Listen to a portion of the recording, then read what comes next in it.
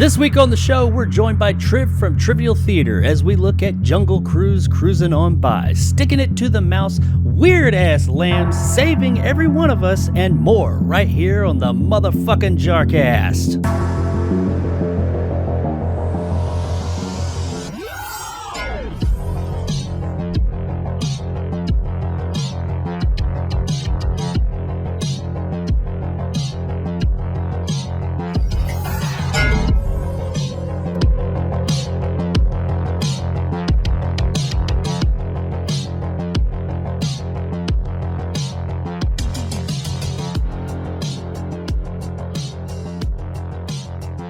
Welcome to episode 28 of the JARcast Movie Podcast. I am Jake from Jacob Anders Reviews, your host this evening, the wonderful August the 3rd of 2021.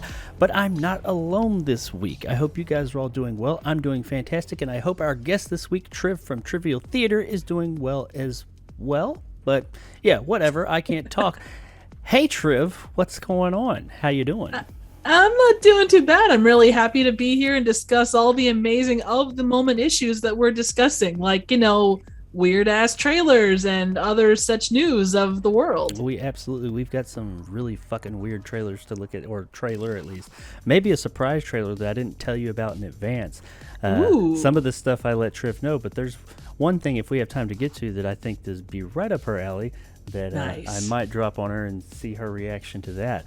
A true trailer reaction, like we do here on the JARcast. But we do have a couple of things to talk about this week, per usual. Not as many stories, because quite honestly, there wasn't as much going on in Hollywood this week, or at least not anything I wanted to fucking talk about. But there is a few things, but since we had Triv here, I figured we'd probably go into things a little bit more than usual, so I didn't want to bog it down with as many stories as we typically have. But the ones we got are pretty good, I think, I hope. I guess we'll see. But for those of you that don't know, as I mentioned a moment ago, this is Triv from Hello. Trivial Theater. She has a YouTube channel, much like myself, where she reviews movies, but the movies she reviews are a little bit different than ones I do. According to her bio, she is an attempted content creator and reviewer of random, obscure, and straight-up bad movies. I think there's probably a little bit more to it than that, but I'll let her roll with that and let you guys know. Triv, what do you do over there at the Trivial Theater? I pick up popcorn and try and stop people from pissing on my carpet. Oh, right. Yeah, I was one of them. Yes, you were. You still haven't paid the damn bill, by the way. I'm not going to pay it. I'm not going to pay that fucking bill. Fuck your carpet. You're like the dude trying to get with me on that carpet, man. You really tied the theater together.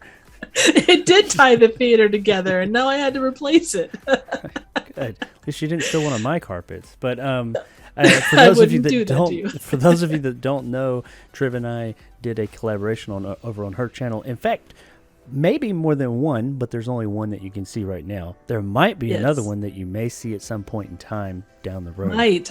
If I could wink, believe me, I would wink hardcore. Yeah, look at that. Ooh. Maybe we might get one, but her channel's really cool. She takes these. Not every movie she's looked at has been, or that you've looked at has been bad, but there have definitely been a fair amount of good, bad movies that you've looked at on your channel, and she's got some really random trivia that she throws out for each one, and takes these movies that I probably wouldn't watch any other time, but seeing as how you're reviewing them and putting your quirky little spin on them, they're always worth checking out. Oh, definitely. Well, and you say that you don't do the movies that I do, but I have gotten some recommendations for stuff from you, like Notzilla, and there's a few others in the pipeline that eventually I do want to hit. So I'd say that you cover, a lot of the stuff you cover kind of falls into that same realm of at least obscure. Oh yeah, I absolutely cover a fair amount of shit movies too. So. Not that Notzilla was one of them, but yeah, I've hit a good amount of terrible movies in my time here on the YouTubes. But you're one of my favorite channels for that reason. Oh, well, thank you very much. You are as well. And you guys, by the way, all go over to Trivial Theater's channel, or Triv's channel over at Trivial Theater, which the link will be in the description below, and hit subscribe. You won't regret it. She's got some really awesome content, and she has a new theater. Her theater that she presides in is new and renovated now. Yes, it looks pretty pimpin'. I'm going to be paying on it for like the rest of my life, but you know what? It looks solid, and hopefully it brings in the people. Right on. I guess you had to redo it after I came in there and peed and whatever else I did on the carpet, and also all that, whatever it was that Ashley Barnell was doing in there, the movie Oracle, whatever she was doing there in that one room, I don't totally want to know, but part of me kind of does. I don't know, but there was something going on there. That room is unusable. Yeah, that one, there was basically a giant dildo and a giant pineapple, and then there was glitter all over the place. Things got weird. It's Wednesday night for me. But anyway, we'll talk more about Triv a little bit later on in the show, but she's along for the ride to talk about some of these stories and see if I can unleash some things on her that she wasn't expecting. But yeah, dun. We can go ahead and jump into our first news story of the evening. And that is, as it has been for the past few weeks, we're going to talk about the box office numbers. I know, talking numbers, money, it's so interesting. I know you guys love this segment, but I like it just because of the running joke recently. Is Black Widow actually going to make its fucking budget?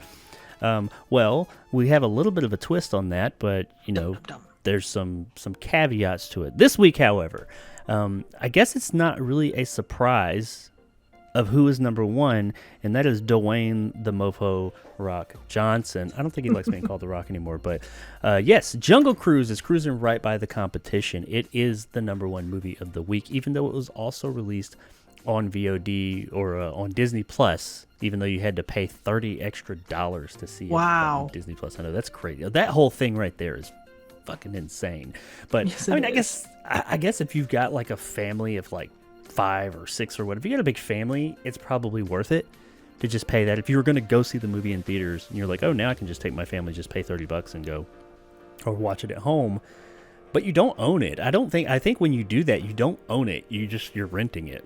That's it. Yeah, it is literally just whatever 48-hour or maybe it's a month rent. I'm not sure, but it is just a rent. So it's not long, and these movies do eventually come to the actual streaming part of it that you're already paying for. So yeah, I don't think there's not been one single one of these Disney Plus movies that costs $30 extra on top of a subscription that I would have said, yeah, that's worth paying $30 extra for. I mean, there have been some that I did pay $30 for, but that's only because of my channel. If it wasn't for that, I would not have done that shit.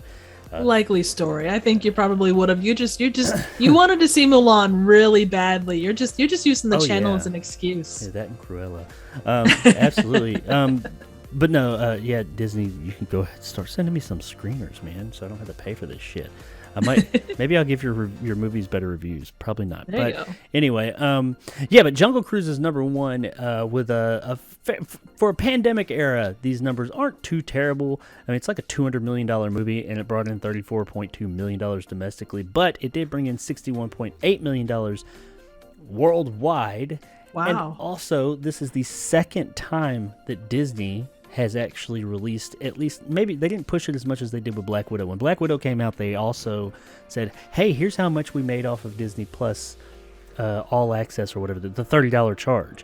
No streaming service has ever done that. No, but they're very cagey. All of them are really cagey about releasing those numbers, either viewership and especially any type of money they make off of VOD, which, you know, everybody is always kind of like, that's weird. You'll tell box office, but you won't tell that. It's like some closely guarded secret. When it came to Black Widow, they kind of did that. Some people say it was probably because they were trying to make it seem like it wasn't as much of a failure as some people were saying. I don't know, but it was odd that only that first week, no other weeks, that was the first time they've ever released any of those VOD numbers for a movie, and it was Black Widow. But they did it with this one as well and said it brought in approximately an extra $30 million, putting its worldwide at about $90 million approximately. That's, I mean, for for a pandemic era movie, that's not bad. Jungle Cruise, I actually did enjoy the movie. It had its issues. Did a review. You guys check it out.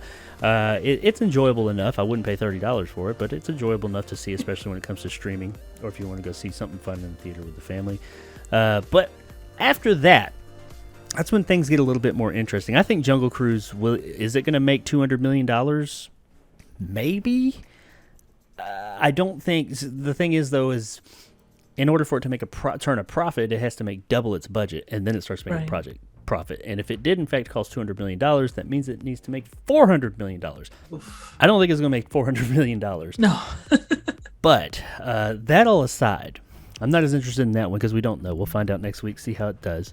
That all aside, the number 2 spot, I guess I'm not surprised by it based on how everybody's been talking about it, and also the competition this week. There just wasn't much competition. Is The Green Knight, the movie Jesus, according to a lot of people. People have been saying it's the greatest movie ever made. It's a masterpiece. I haven't. Triv and I were talking a few minutes prior to this, and she said she had actually seen a couple of people that had said, they gave it at least a somewhat negative review. I haven't seen or heard any negative reviews. Everybody's just saying, oh, it's great. It's the best thing since blowjobs. And me, myself, personally, I'm like, no, I didn't like this movie. But it's sitting at number 2 with only it's $6.78 million. None of these other movies have any like worldwide numbers. It was only Jungle Cruise for some reason. I don't know why that is, but they didn't include it's only domestic numbers. And then from there we've got Old. It dropped way down. It's at $6.78 million. Black Widow still on the top 5 at number 4 at $6.4 million. We'll get back to that one in a second. And Stillwater, the new Matt Damon movie, at $5.1 million, debuting at number 5. That's our top 5. But what's interesting here is first of all, oddly enough, the most profitable movie on this entire list is Old, because I think last week when it premiered, it had already doubled its budget, because the Old only cost about, I think, somewhere in the $15 million range, and last week it made approximately $30 million. So essentially everything, that's doubling its budget. So essentially everything it makes after that is profit. Every other movie on here, with the exception of Stillwater, I don't know how much it cost. I didn't really go into that, and I don't know how much it's going to make. But every other movie on here cost a lot more to make. Well, Green Knight. I think The Green Knight was around a $15 to $20 million movie as well, but who knows how that's going to do. I think so, because they were talking about how on a $15 million budget, it looked better than a lot of $200 million budget movies. So. It did. Let me let me add to that. While I did not like that movie, I thought it was the fucking most boring, asinine.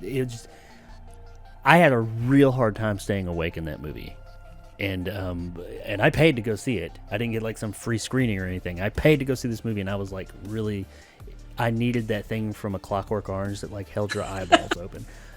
It was a gorgeous movie. It looked great. It sounded great, and it was acted wonderfully. I mean, it had everything about it. Like, it was a visual treat, if you will. But I just did not give a fuck at some point. But at one point, I was just kind of like, okay, this all looks great. It's real creative, but I don't care anymore because nothing is happening. I don't give a shit about what's happening to this guy because not shit's happening. And since I don't give a shit what's happening to him, I don't really care how pretty it is up there. That's a lot of people are saying they love the movie. More power to them. I do find it odd that so many people are saying it's so great, and so few people, and I'm like, I couldn't possibly be the only one. And I just wonder, because I hear a lot of people talk about the visuals, the performances, and just the technical side of the movie. People talk about the technical marvel, and they say it's beautiful, it's deep, and it is deep, but that does not mean it's good. I don't hear a lot of people talking about the story. And I think that's because it's bad.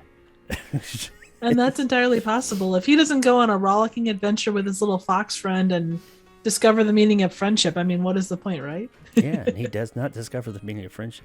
That was the biggest thing. And I discussed, and we're getting off on a tangent here a bit, which I can go off on a tangent on this movie. I had to cut a lot of stuff out of my review because I think it started getting mean. But some people are like, well, you needed the journey, that journey he goes on to grow, because that's what the movie's ultimately about, is growing as a person, becoming the person you should be or will be or could be, all that.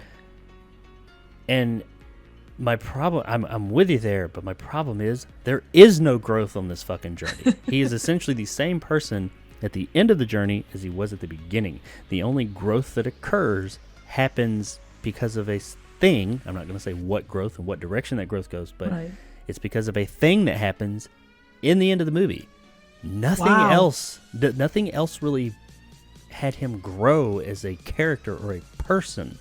That shit happened to him, but he never really grew. Actually, we see later on in the movie, he did not grow at all. He is still that same person, and these things, these issues he had before, he still had. And then, a thing happens, and he grows in one way or another.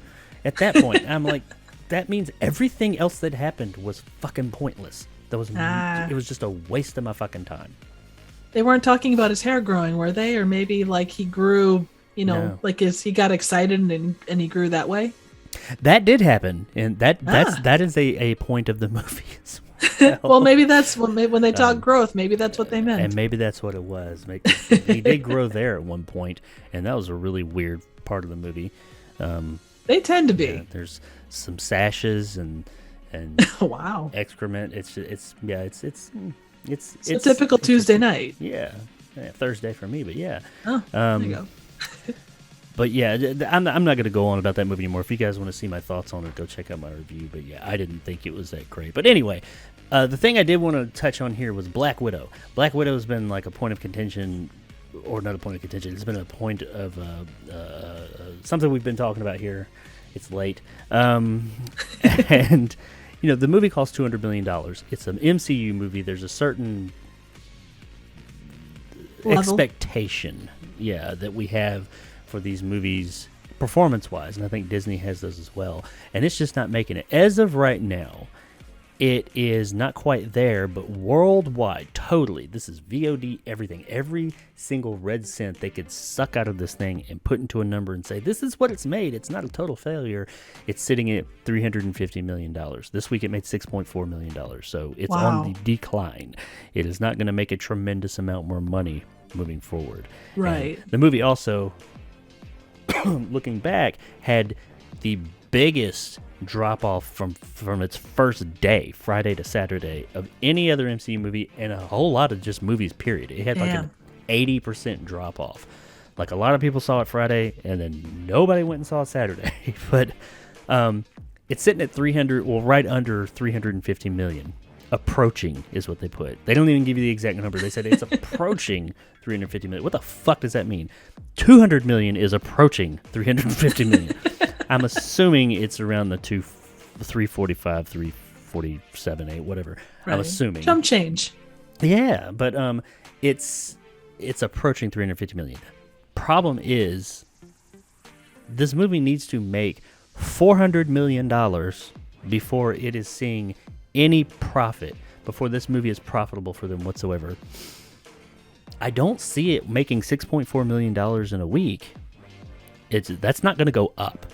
No. I don't see them hitting that extra 50 or 50 whatever million dollars. And even if they did, if it made $400 million, it's not a success. It's not making any money. It doesn't make money until it goes over $400 million. So yeah, I would say this is... People have been calling it a failure. Some people say, no, it's not. That's been like a debate. I'm going to just go ahead and call it and say, yes, financially, not what the movie, if the movie's any good or not, but financially, yes, this movie is a failure. It is not. It's a good thing she died in Endgame. Sorry, spoiler alert, because she ain't getting a sequel to this one. But also, we're going to talk more about Scarlett and Black Widow later on in the show, and all this stuff actually does tie into that concerning her, because she's not happy about it. And some people got a lot of differing opinions on that. But we'll get there. We're spending a lot of time on these movies. I know this is the dullest part of the show because we're just talking about numbers, but fact of the matter is, Jungle Cruise came in number 1. Good for it. Whether it'll make $400 million to make a profit, doubt it. But maybe it'll drive some subscribers to Disney Plus. Me, myself, I don't think Disney Plus is worth it, but that's me. If you do, good on you. Nothing really big this week. I mean, besides Jungle Cruise, nothing really. Everything else was at $30-something million, and everything else was down in the single digits. So, it didn't have a lot of competition. We'll see the coming weeks what's going to happen there. But, that's this week's box office numbers. I know you guys love that part so much. I know that the box office stuff is not for most people, Triv, and that's why I wanted to go ahead and get it out of the way. But I do like. No worries. I like looking at that. I find it interesting. But the next one, though, I could definitely see this next story having at least piquing your interest somewhat, if not where this particular property is going, definitely where it's been. If not, I'll be very surprised because I'm a huge fan of this property, what it used to be. Not sure about the direction it's going. I like what they're saying, but I don't know if I'm going to like where it's going. And I am, without any further ado, talking about the one, the only, Flash Gordon. It's a miracle. And Flash Gordon is returning to save every one of us. And yay! Yes, ladies we and gentlemen. Need saving. Yeah. Apparently it was already greenlit. We were getting another Flash Gordon movie, but it was going to be animated. Let me read this little bit off here to give you guys some of the info. Taika Waititi, the guy who made Thor Ragnarok, I always stumble that name, is writing it. This new movie. It was a movie. I lost my place. It was a movie that was a huge influence on him growing up. It is one of his favorite movies. He initially said to me, "Let's do it animated." I said, "Okay." Then he's talking to this is the producer speaking, by the way. Then we got into it and started developing it, and he said, "No, let's do it live action." I said, "Even better." Right on. I mean, they don't really give us a lot more information beyond that we're getting a live action remake of Flash Gordon, and it will at least be somewhat based or in the same vein, or at least I hope it's in the same vein as the 1980 Flash Gordon that we all know and love. It says that they don't expect this movie to come out anytime soon because, Taika Waititi's working on quite a few different movies right now with Marvel and other stuff. So this is probably quite a few years out. He's even supposedly going to be working on a Star Wars movie. So this guy's busy for a while. But he's so hot right now. Yeah. But at some point in time, we are going to end up with, possibly, as of right now, we could possibly get another Flash Gordon movie. I wouldn't be surprised if he ends up, with all this shit on his plate, maybe even stepping back to a producer role and picking another director to come and do it. I don't know. And that's cool. I mean, how do you feel, not to sing, I kind of just left you out there, but no, that's all right. You're all good. How do you feel about, what does Flash Gordon mean to Triv? Oh, it's a great movie. I actually didn't see it until quite a lot after I was a kid, but when I did, it's an 80s movie. It's got such a rockin' soundtrack. I think you're hard pressed to find something that's like that. And I really enjoyed it. It's such a goofy ass thing, but it works on a lot of levels. I actually want to review it at some point on my channel as just an obscure movie, not as a bad one. But I think, and it mentions in that article about some of the things that they're up against, and I think you have to be very careful because that crowd that loves that movie, they love it for what it is. So you have to balance, modern sensibilities with what the classics talked about. So, and that's going to be their biggest issue. Oh, absolutely. I mean, myself personally, I've watched this movie since I was a kid, and I can't get enough of it. I have the soundtrack. Every phone I've had since MP3 players were in the phones, I've had the Flash Gordon soundtrack on there. Oh, you have to. It's amazing. Yes, I will just randomly listen to it. I fucking love it. At my old work, I used to walk around and go, "Jake! He'll save every one of us." Things like that. I got people to sing in it. It's pretty cool. But I love Flash Gordon. It is so corny, so campy, and just so ridiculous. But it knows it is. It was everything that was just right. I am fearful of them doing any type of remake because I'm like, typically when you take something that's that iconic and it was just kind of like that lightning in a bottle that just shouldn't work but just does, it's really hard to replicate that. And Taika Waititi has done a really good job of like going back and giving us those throwback feels with things like Thor Ragnarok and Thor Ragnarok. He's a great director. He's a great director, and he's made some really other good movies. But as far as like those throwback sensibilities, it's kind of like Thor Ragnarok. That style has become what he's known for. But that's kind of like that's the only one. I mean, he made like what was the Jojo Rabbit?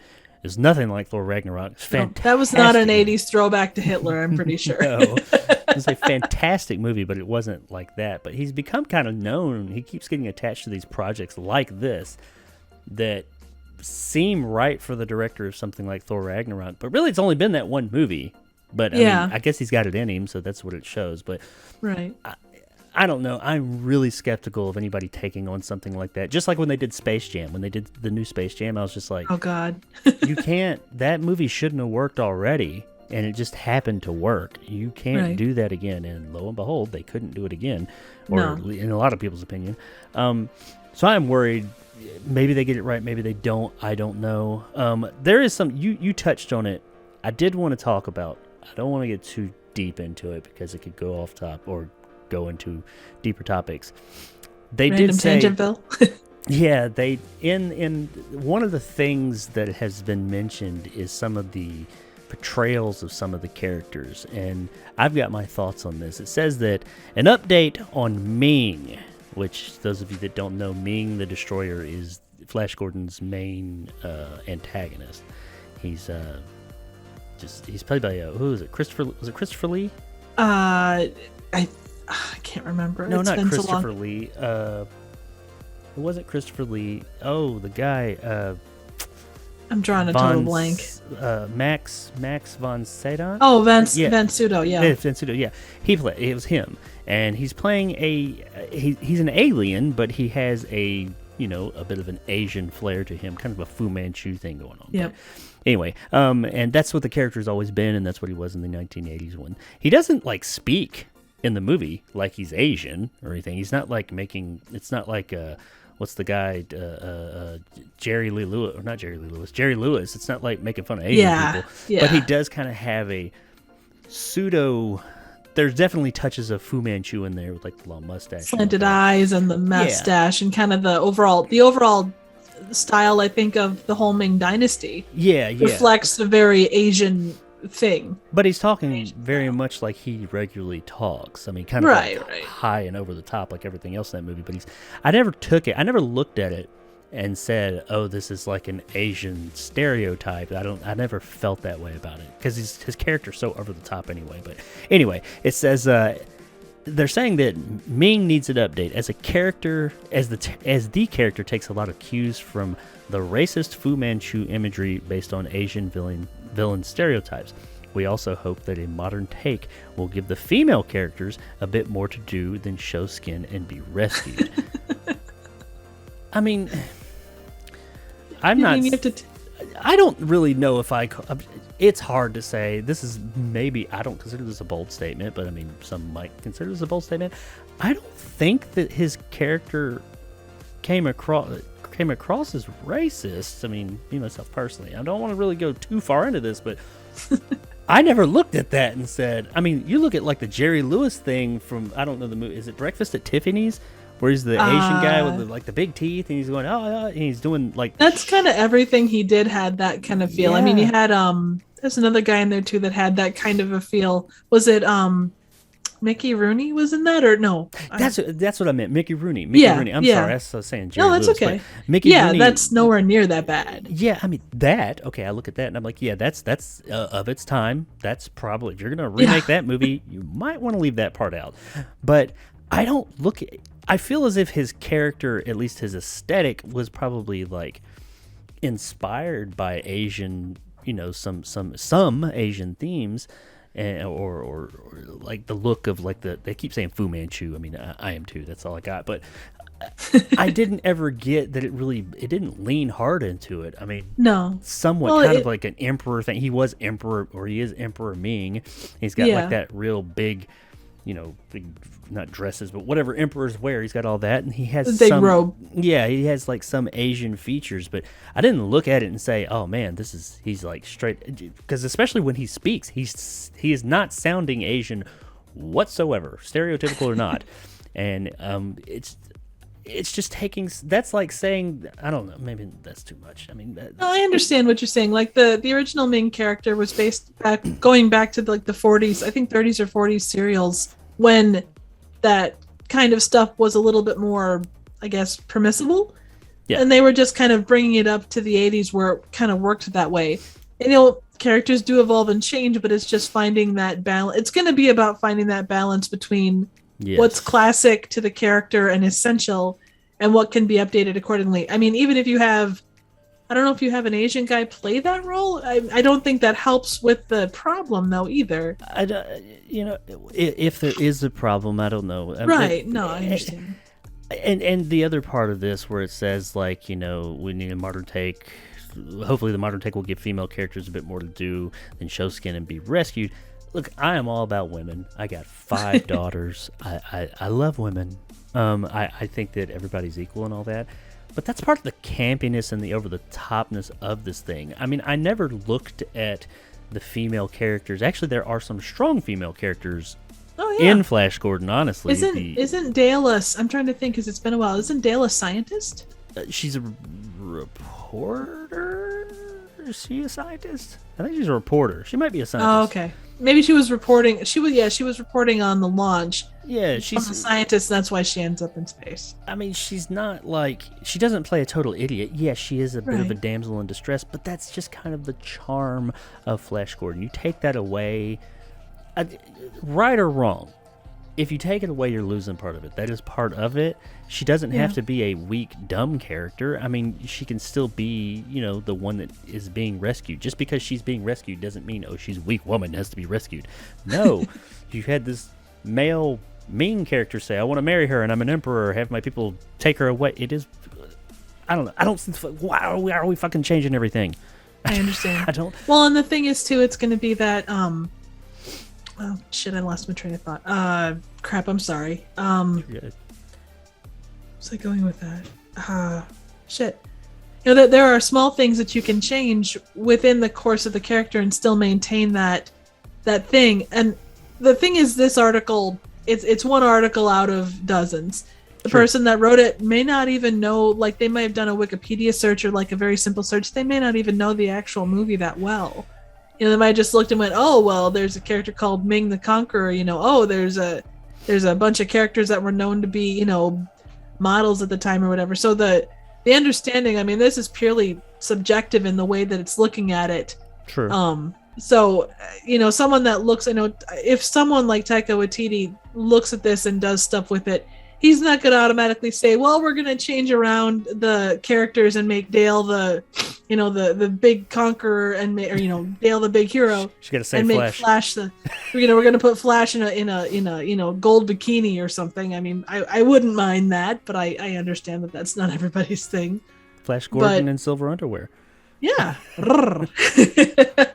In fact, was it her? It's been a little while since I've seen the movie, but there is a part where Flash does need saving in the original movie, and he is saved by, maybe it's not Dale, but there is like one of the quote-unquote bad guy characters is a female. I can't remember her name, and she's a strong character.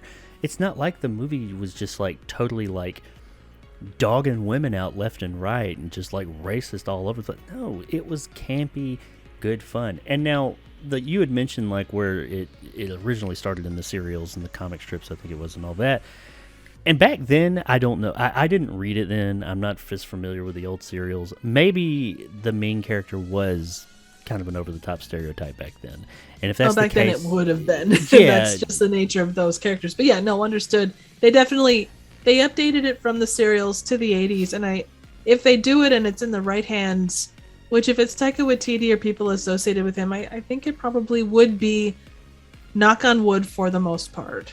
Yeah, I think so. But I mean, nowadays you never know, because True. Making movies is a collaborative effort, and you've got these studios that are like, you're going to do this. And I'm not sure which studio. I know he works with Disney a lot. So Searchlight, Fox Searchlight. Oh, are they? Maybe? Okay. No, wait a minute. Well, Fox's own. Sorry, that's a different one. That's one of the other movies that he's currently working on. Okay. Well, Fox is owned by Disney now, anyway, so they fucking. Oh, Disney's Flash Gordon remake, so it is Disney. Oh, is it? Oh, yeah. Okay, so yeah. See, Disney make. I don't know. I've never been a huge Disney fan, but this past decade, they've really, in my opinion, there's just been some questionable decisions they've made. Yeah. I'm just gonna leave it at that. They've jumped the shark. Yeah, they've jumped all the sharks. But I'm gonna just say that I am cautiously optimistic for this, and I don't think we're gonna get it anytime soon. I would really be surprised if he even ends up doing it because he's got so much on his plate. He might be involved with it, but whether he does it or not, I don't know. But either way, I'm cautiously optimistic about it. I am worried. I want to see more about what happens with it. But just some of these, and as you said, yes, in this article, this person made some of these. This was more, that piece of it there was more their opinion. And, people kind of run with other people's opinions sometimes. But admittedly, it is an opinion that I see, that I could definitely see a movie like this, the makers of it saying, yeah, this is something we need to address. I'm like, you just, like, as you said, they got to be careful if they're, because from what I picked up on this is that they are essentially taking, they're looking at the original 1980s movie and that's what they're basing theirs on. Right. So you got to be careful about what you change, man. You change it up too much and you end up with something totally different, and that's not what your fans want. So, and we've seen that here recently with some stuff that they've brought back. Just a little bit, just tiny bits. So, but yeah, I'm excited about it. I don't know about you. I hope you guys are as well. It's Flash Gordon. I love Flash Gordon. I just hope they just don't fuck up Flash Gordon. Leave Flash alone. I'd rather them just not make it if they're gonna fuck it up. But no doubt. Well, if they pull a thing like they did with Aquaman and change up Africa, the song Africa, then they're gonna have to answer for that shit because that's just unconscionable. Yeah, but we'll see. We'll see. Probably. If I had to guess, I'd say we're at least 5 years away from this movie, if not more. But who knows? It might come out fucking next year. I don't know. We'll see. Alrighty. So from there, speaking of the House of Mouse, which is bringing us that one, I have another one. Now, this is a story. I've got a lot of notes for this one, and this is a story that's been ongoing. I did not touch on it last week, because I kind of didn't want to. There wasn't as much info about it out there, and I didn't want to really get into it. I'm not going to go through all these notes here. I'm just going to kind of peruse them and skim it, because I think a lot of people are pretty aware of this situation. If you're listening to this podcast, you're probably at least a passerby aware of what's going on, that this is happening. We're talking about Scarlett Johansson and how she is giving the House of Mouse the finger because of money. That's kind of awesome. Yeah. And I like it. And I think there's a lot of people that have a lot of different opinions on this. For those of you that aren't caught up, I'll give you the cliff notes on what's going on here. So Black Widow, we talked about it a minute ago. Originally, as we all know, that movie was slated to come out in 2019. I did a April Fool's video of Black Widow with an official poster and everything, because that would be in April. The movie was supposed to come in May, so shortly after I did this video. And I did a video saying that I had seen a screener of it, and it was a stupid video that I did where I thought it was awesome. Yeah, well, I did an April Fool's video of it. That's YouTube tradition, I guess. But that's how long, and that was in 2019.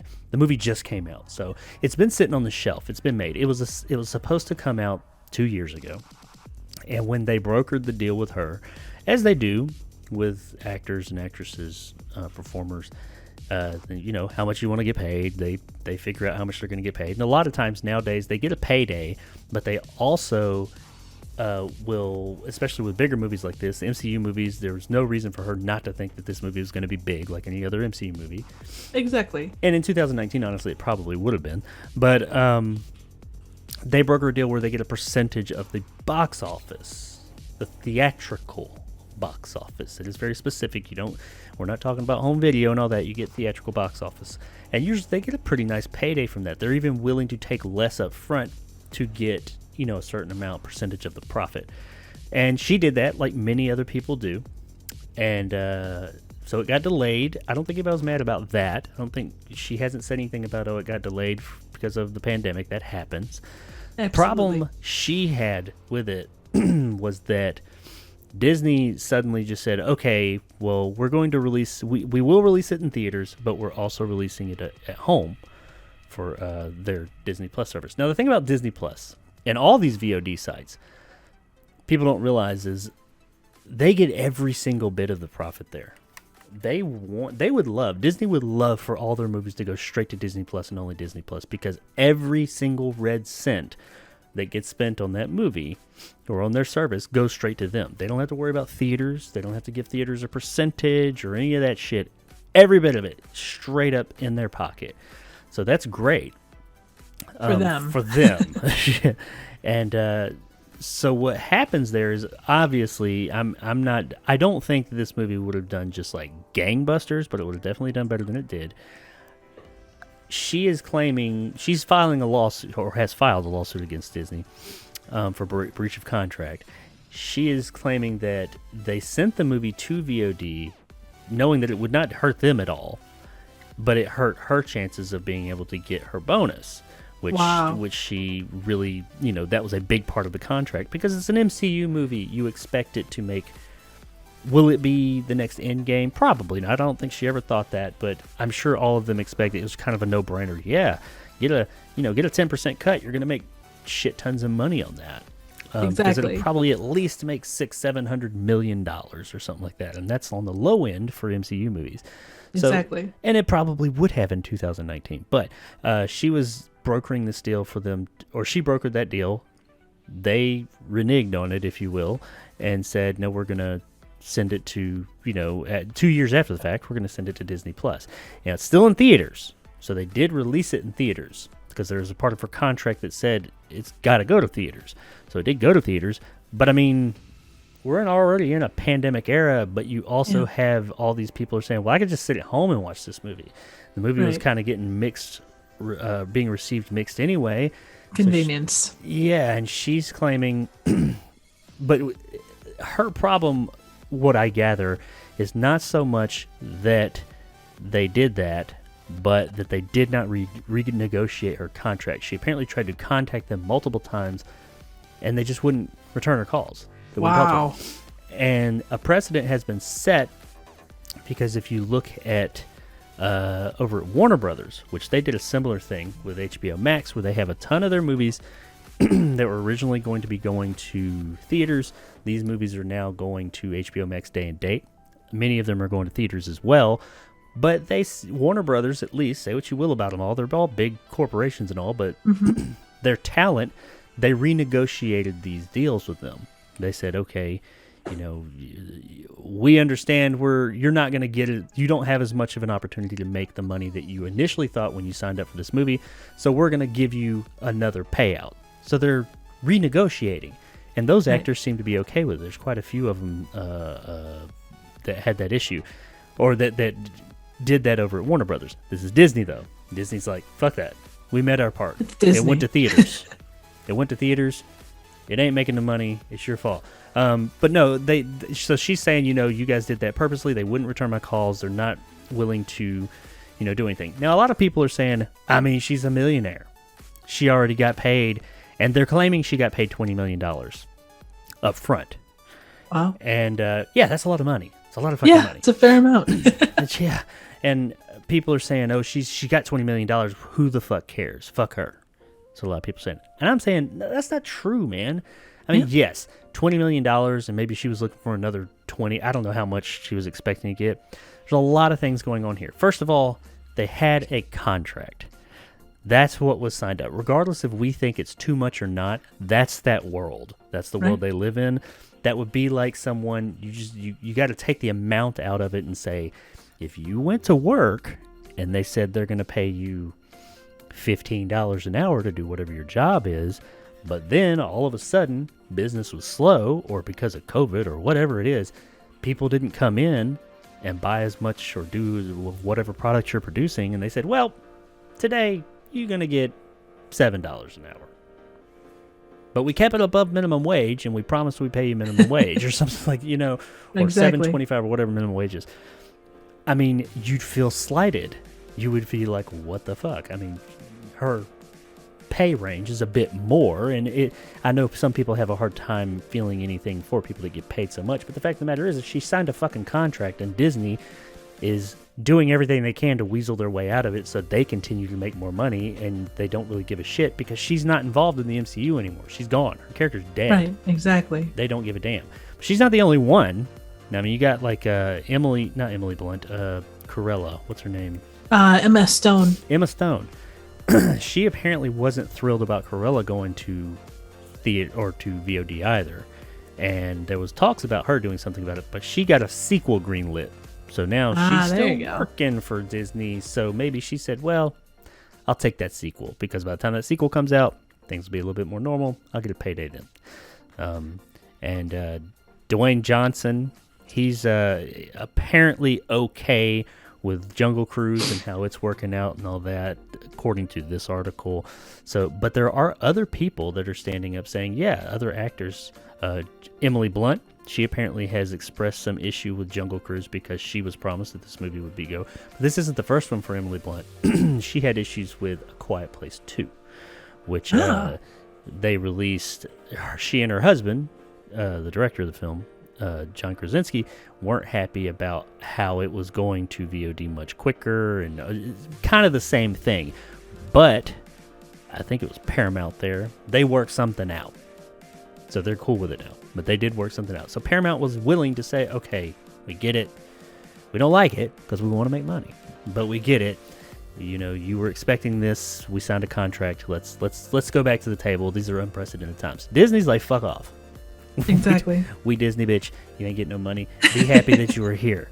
We already gave you this. And yeah, $20 million's a lot, but it's not what they signed up for. And I kind of think that's cool because she's going up against Disney. Now, granted, it's no secret that I'm not a fan of Disney, so I kind of like it anytime somebody sticks it to them. But what do you? I mean, that's the. I kind of skipped around, and that's the basic gist of it all there. And you know, there's lots of people on both sides. Some people are like, fuck her, she's a millionaire. Who cares? She already got paid millions. Other people are like, nah, she had a deal. She should get hers. That's not right for them to screw people over, regardless of how much money they get made. And Disney just really, it's another situation where Disney thinks that they're too good. They're too big. Nobody can touch them. Right. What do you... I know I did a lot of talking. I ran. Oh, no, that's okay. No worries. Think about it. Well, the other part of that story, at least from what I had heard, was that when their response to her was basically, paraphrasing, how dare you think about, that you deserve this kind of money in pandemic circumstances. And it's like, that's not what she was saying. It's the fact that, this sets a precedent that's not good. And, if a guy was in that position, would it have gone that way? What was, if it had been, Robert Downey Jr.'s last role with Endgame, would it have been a different scenario than what you're doing to me? And I mean, Disney generally, it's like, okay, clearly you have the money to be able to spend on this. But from the start, I mean, you look at the way Black Widow was taken care of, and you do get the sense that it wasn't, oh, it's just a throwaway movie. We're making it because we have to. Let's just kind of throw it over there and call it a day. There was a lot of stuff that was done with this movie that set it apart from other MCU movies. Sure. From that perspective. But yeah, people are too litigious as it stands. But this is one of those cases where it does bring up a point of contention that is going to be a thing going forward. And if it can set rules for the way things need to go, I don't think that's a bad thing. I think it should be something moving forward because there's tons of other stories. And you're right. I forgot to touch on that. Oh, that's okay. All that talking I did. No, I'm happy you had something to talk about. But Disney did. They pretty much came out and just tried to blame COVID. They took that low road and were like, oh, it's because of COVID. And how dare you? They tried to stick it to her, and I am happy to see that a lot of people are saying, "Shut the fuck up, Disney! What the fuck? You're going that way." But there are quite a few other people that are. I think that where was I going? She should. I think this should set a precedence.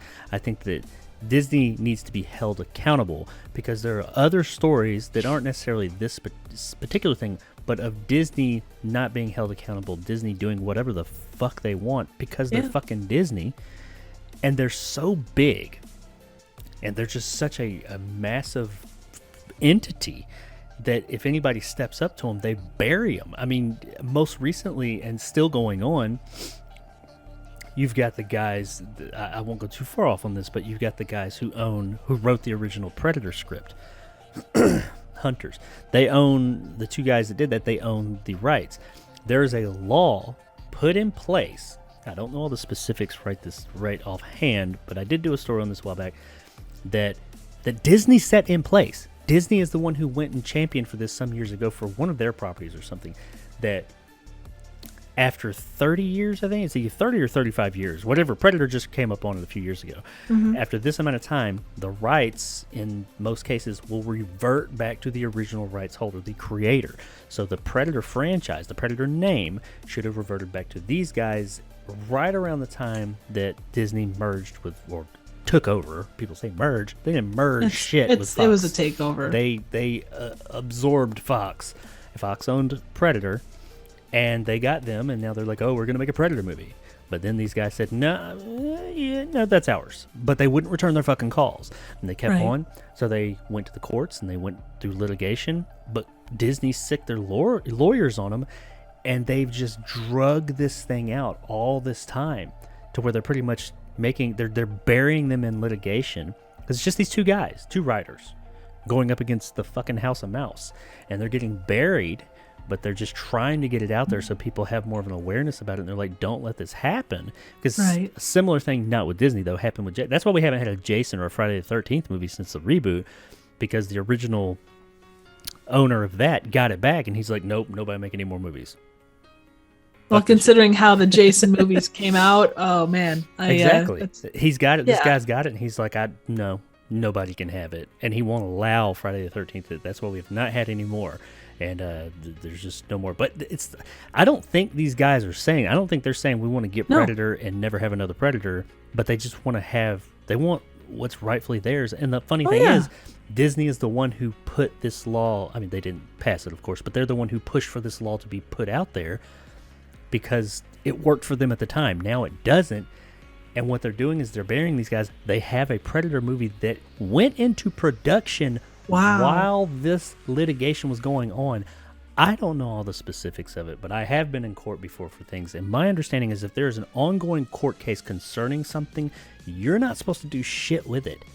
If it is up for debate of who owns something. Like, I mean, I went through, like, not to go too, when I got divorced, everything that we had, that we owned together, until the case was done and over and they decided where it goes, we couldn't do shit with.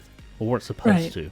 You can't sell anything. You can't make any major changes. Just everything is like frozen until it is decided where it goes. And the reason being is because they don't want one of the people to sell it all, make a bunch of money or something, and screw the other one over. Hide stuff, basically. Yeah. And I imagine in something like this where it's being contested whether you own this or not, it should be, I'm not saying the court comes in and just automatically, based on what these guys say, just takes it from Disney. But the fact that Disney is going into production while this is going on, that just doesn't seem right to me. They are shooting a movie right now with Dan Trachtenberg called Predator, working title Predator Skulls, or Predator Skull, something like that, about a Native American chick and like some early, back in the day Predator coming back. And these guys are saying, stop making this fucking movie. It's ours. It's our property, and we don't want any more damage done to the brand. And they just keep on rolling with it, and they're like, we're fucking Disney, bitch. Fuck off. But therein lies the thing. Yeah, they're being allowed to do it. Yeah, because of Disney. Because it's a big company, and that's kind of where it starts and ends. Yeah, and it's fucking, nobody stands up to Disney. And if they do, they get buried. Well, they can't. Yeah, exactly. It's a money thing. I mean, how do you stand up to something that big? One branch of them is bigger than most anything else out there. Yeah, well, that's why I was happy to see somebody like Scarlett Johansson, because that's what we need. I mean, unfortunately, actors are just people too, but they have more clout than a lot of people. So we need big name personalities, people like her, who you can't just silence as easy as these two guys that nobody knows who the fuck their names are. They may have written Predator back in 1980, whatever, but Nobody knows who they are. No. Everybody knows who Scarlett Johansson is. We need more of those people. We need The Rock, people like that, to come out and be like, no, you ain't screwing me over. Things like that. So I think that if anybody has an opera or a chance to at least do something here, it is her. I am interested to see where this thing will go. Most likely, they'll settle out of court and we'll never know anything about it. Right, and therein lies the thing. But if it can at least set a precedent one way or the other, even if it's just in their books. Yeah. And people, I am happy that more people know about this now. I just want more of the shitty ass stuff Disney's done over the years to just get called out to light and say, they can't do this. You can't do that. You can't just be. I mean, they can. They've been doing it, but they should be held accountable like anybody else. Yeah. They probably won't. It's not really. I don't honestly think it's going to change anything, but if it gets some. Disney doesn't give a shit about bad PR either. No, absolutely not. Any PR is good PR. Yeah, they do not give a shit. I mean, look at all that stuff with Mulan and the Chinese concentration camps and just things like that. Other companies would be like, oh my God, this is terrible. They were like, I don't care. Whatever. I don't give a fuck. We're Disney. We're huge. We'll just keep on steamrolling along and it goes away. And it does, unfortunately. Well, even a crack in one's armor is still a crack in one's armor. And if it makes them seem more real to people, maybe that down the road makes a change. It's not this second thing, but hopefully down the road it loosens things a bit with them. Because Well, I know that also this isn't opinionated either. This is fact. Whether people agree with it or not is their opinion, but or agree with these actions. Disney has absolutely been on board with and I'm not going down the road, but just to mention, they've absolutely been on board with the whole cancel culture thing. Oh yeah. Like Disney is a fucking company, like LucasArts and all that, which is Disney. They've outright been really on board with that, and it's kind of funny to see an actual company doing that. So I'm really wondering if they're just gonna somehow cancel Scarlett Johansson so they don't have to pay her shit. Well, maybe to work with that company down the road, but I think like Warner Brothers and Universal, they still have their own, they have enough clout of their own where they're going to be like, you know what, they know what's going on. I mean, I think to blacklist someone of that caliber at this point in time, I'm not going to say it can't happen, but I hope it can. I hope it does. Yeah, you're Kevin right. Spacey. Yeah, he was huge. He was huge. But that was other stuff too, to some extent. Yeah. Well, I didn't say what they'd cancel her for.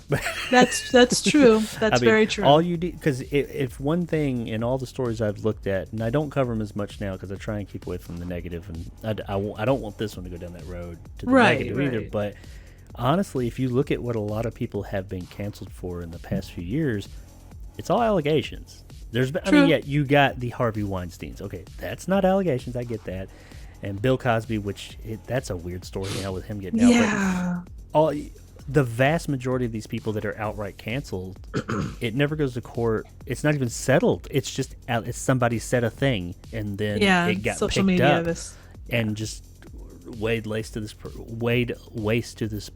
Oh, damn, I can't speak. Laid waste to this person's life and their livelihood because of somebody said a thing, and since they said a thing, it must be true because they typed it on Twitter.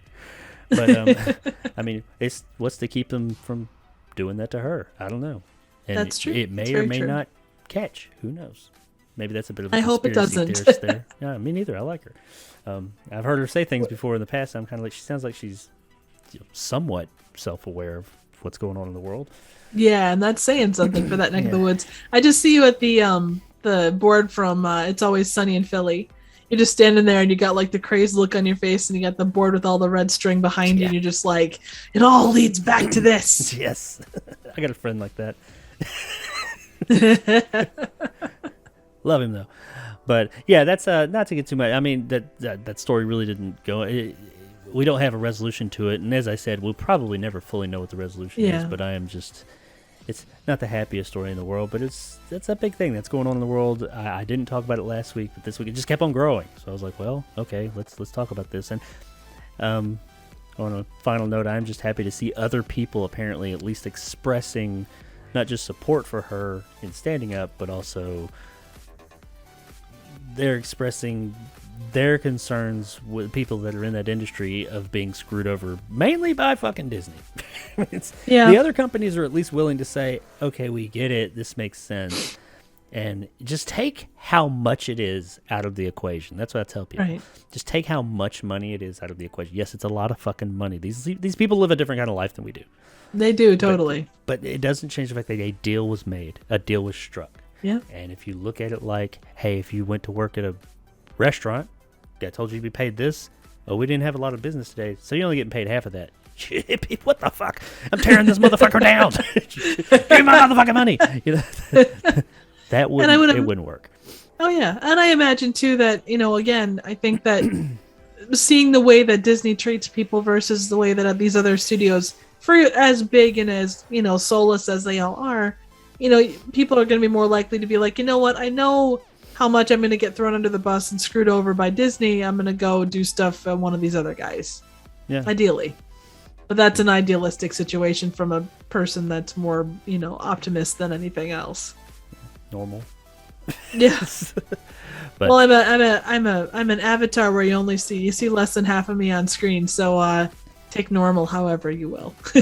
She's not wearing pants, ladies and gentlemen. Am I? Oh shit! I'm not. Have you ever seen Trivial Theater's pants? No, because they're actually you have most of the time you do see my pants. I just don't ever. You don't just never see me from the waist down or from the knees down. Yeah. It's usually in the beginning. It zooms in. And we get that, but I mean, people typically don't see my pants. I could be sitting here freeballing it. They don't know. Hey, more power to you. Maybe I am. See, I don't have balls, so I can't freeball. They have their pluses and minuses. There's ups and downs. Wow, that took a weird turn. Individually, one's usually up, one's usually down. That's how biology works. We went from Scarlett Johansson and Screw Disney to Jacob's balls. Hey, Scarlett Johansson can go to my balls any day. Okay. Anyway, how about them Bears? Anyway. From ScarJo and Disney and balls to our next story, which is a massive wiener. Yes. Oh man, you said that. Oh, that would have been a great comeback. Somebody sent me on Twitter. Maybe I don't think it was you. It was somebody. It was one of those types of movies, though. Those really bad movies with really clever names. I think it was like Deathcock or something like that. I don't know. It was I wouldn't be surprised. A killer penis, pretty much, and it was on the cover of the box or the cover of the poster and everything. So, yeah. Nice. I guess it's kind of a bunch of those. The reverse of that movie Teeth. You ever seen that? Oh God, I love Teeth. That's a great movie. Yeah, it was a great movie. Yeah, it's difficult for me to watch. I would think anyone that possesses a cock, that would probably not be the simplest of watches. Very interesting movie. I mean, yeah, they played that shit straight. It worked. I'm trying to think what it is called, feminine dentina or something like that, like whatever they call the condition. Hopefully that's not a real thing. One never knows. People evolve. You gotta have defenses. Your twins down there. Anyway. Oh God. It's a hell of a life. It sucks.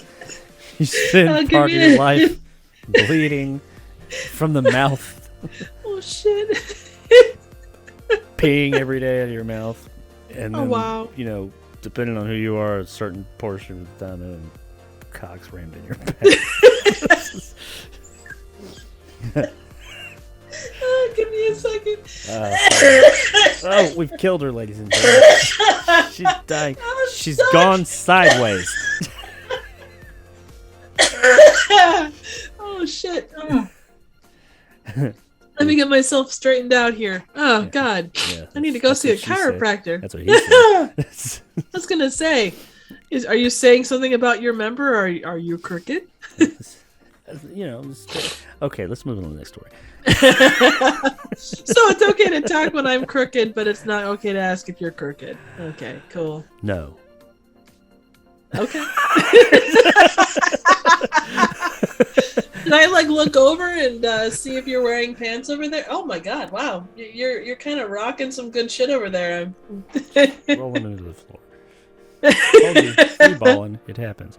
Yeah. All right. So, our technically our last story of the evening. This is a little bit more of a lighthearted one, I guess, or not lighthearted.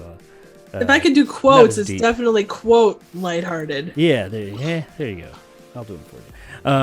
But this is another kind of like a Flash Gordon, not nearly as iconic, but another returning property that is coming back to us. But I kind of wonder why it's coming back. I guess this movie has its followers, its fans. Well, it's got a pretty big cult following generally, I'd say. I mean, I like it, but it is generally seen or it's seen as a bad movie. But apparently, it's coming back. And what we're talking about, ladies and jelly spoons, is Waterworld. Waterworld is coming back, but the question is, does anybody care? I guess some people do. I'll be interested to see it.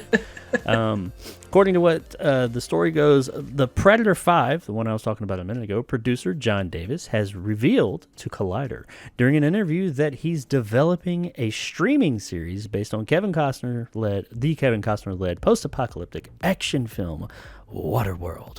Adding that project at Davis Entertainment and Universal Television has Dan Trachtenberg attached to direct it, and the continuation will take place 20 years after the events of the original movie.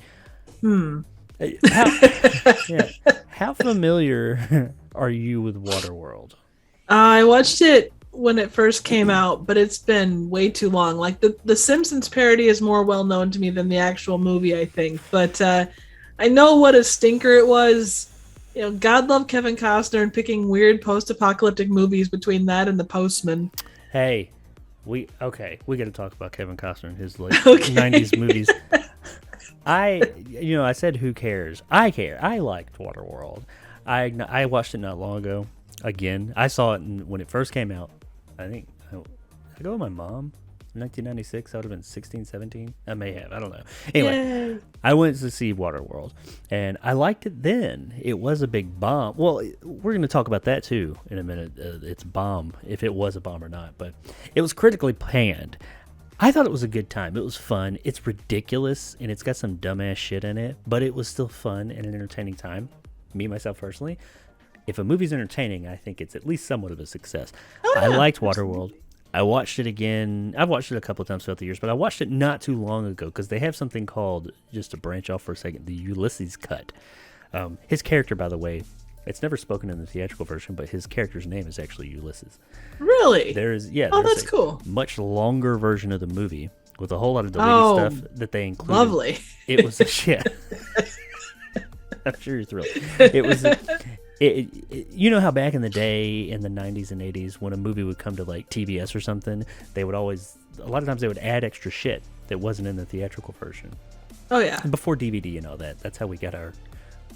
There weren't director's cuts, because the directors usually had nothing to do with it. It was just the studio saying, hey, here's some extra shit, put it back in there. But that's where a lot of people got a lot of this extra stuff. And apparently a group of fans came together and cut this new version. It's not new anymore, newer version. You can actually get it. I think they officially released it eventually too, which is surprising, but it's the Ulysses cut, and it is it's a better version of the movie. I watched that not long ago. It's still kind of the same movie. It just adds a little bit here or there, changes a couple of things. It's essentially the same movie though. But my point was, I watched it not long ago, and I enjoyed it again. I mean, I look at some of it, and I'm like, that's corny, that's goofy. But it was a fun, ridiculous movie. But I don't know what you remember about the movie, but it says that this takes place 20 years after the events of the original movie. In the original movie, at the end of the movie, they found dry land. Maybe dry land floods. I mean, that's the whole point of Waterworld, is everyone is wanting to find dry land. So, I mean, if it flooded, I guess there's not any. So now it's kind of like, not only are you in a post-apocalyptic world of shit, but you're in a world that has absolutely no hope whatsoever. But I just don't know what this movie, if they found dry land, which granted, it was just this little enclave of people, but they found the dry land. What are they doing 20? Is it going to be these same characters 20 years later? They're still on dry land. Did they have to leave? Dennis Hopper's gone, so that was one of the best parts of the fucking movie. He's not there anymore. I doubt Kevin Costner's coming back to play in a TV show. He just seems like he's too good for that. Oh, totally. It's like Harrison Ford. He's moved on from, those level of things that were cool back in the day. Yeah, or Bruce Willis. He's moved on from, movies, just trying. Yes, absolutely. Just trying, period. But we saw Glass, right? Yeah. I thought Glass was okay. Glass was fine. It's just it could have been so much better. It had a couple of good movies behind it. It should have been better than what the fucking thing was. Yeah, well, and the whole thing, and we're getting off on a tangent here, but that whole thing in the end of Glass, how it ended, the big twist, I felt like that was the most contrived twist ever. I watched it and I was like, I don't hate the twist. I feel like it's contrived. I feel like it came out of nowhere. That's the great thing about M. Night Shyamalan's movies in the past, is that if you go back and watch the movie, you're like, oh, I see it. Mm-hmm. I see it there. I see it there. He's set it up. You can see that when you go back and watch it with that knowledge, you can see things. That movie, you don't see it because there's nothing about it until the very end, and they just decide, let's make this a thing. That his twist was very contrived in that sense. Oh, totally. But even then, I was just like, whatever. Okay, Secret Society. I hated how they killed these characters in such a lackluster. They drowned him in a mud puddle. It was pretty pathetic. The fuck, I know. Yeah. But yeah, that's Glass. Anyway, moving on. Waterworld. Check out his review. Yeah. Do I have I do have a review of that. Yeah. There you go. Check it out. But yeah, Waterworld is. I like the movie and all, but I don't know. I don't know how well it's going to lend itself to a series. What do you think? I think, the one thing that, and this is kind of a bit of a tangent, but bear with me. You look at Star Wars, and the thing about the most recent trilogy is it stuck to the Skywalkers and Solos, and that's kind of where it ended. If they would have branched out, like that's the thing that, they needed to branch out, because eventually you're going to run out of those characters, or they're going to stop being interesting. If they take different characters, or maybe someone that knew Kevin Costner's character, or they were on a similar position, they've got a whole world to explore. Basically, if they take it in that direction and kind of expand upon the lore, that would be the most reasonable way to do it. People of those different people and stuff, or maybe they find like whatever the equivalent of Atlantis is, which I know Dryland, but maybe there's hey, we found Atlantis, hooray! Like that.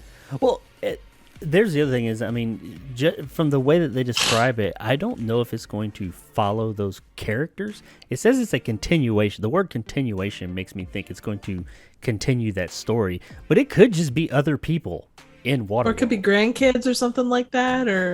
And you made a good point about Star Wars. Well, you touched on a good point of, they stuck to the tried and true. Well, kind of. They sort of stuck to they tried to stick same to families. Tried and true. Yeah. And they it's like they wanted to take risks, but they never took enough risks. Because the crazy thing is, and I agree, you got to take something like that. You've told that story. Go tell a new one within that world. That might be interesting. I could see that. But you'd have to give a motivation. The whole motivation in the first one was dry land. We need to find dry land. Yeah. We know dry. See, in that whole entire movie, we didn't know if dry land existed beyond the fact that the main characters want it, so we kind of think they're gonna find it, but we don't know for sure. But I'd be willing to see like other stories within that world or something. But with Star Wars, you mentioned they did actually try something new and branch off and do something and expand that universe beyond the Skywalkers and the Solos and the Palpatines.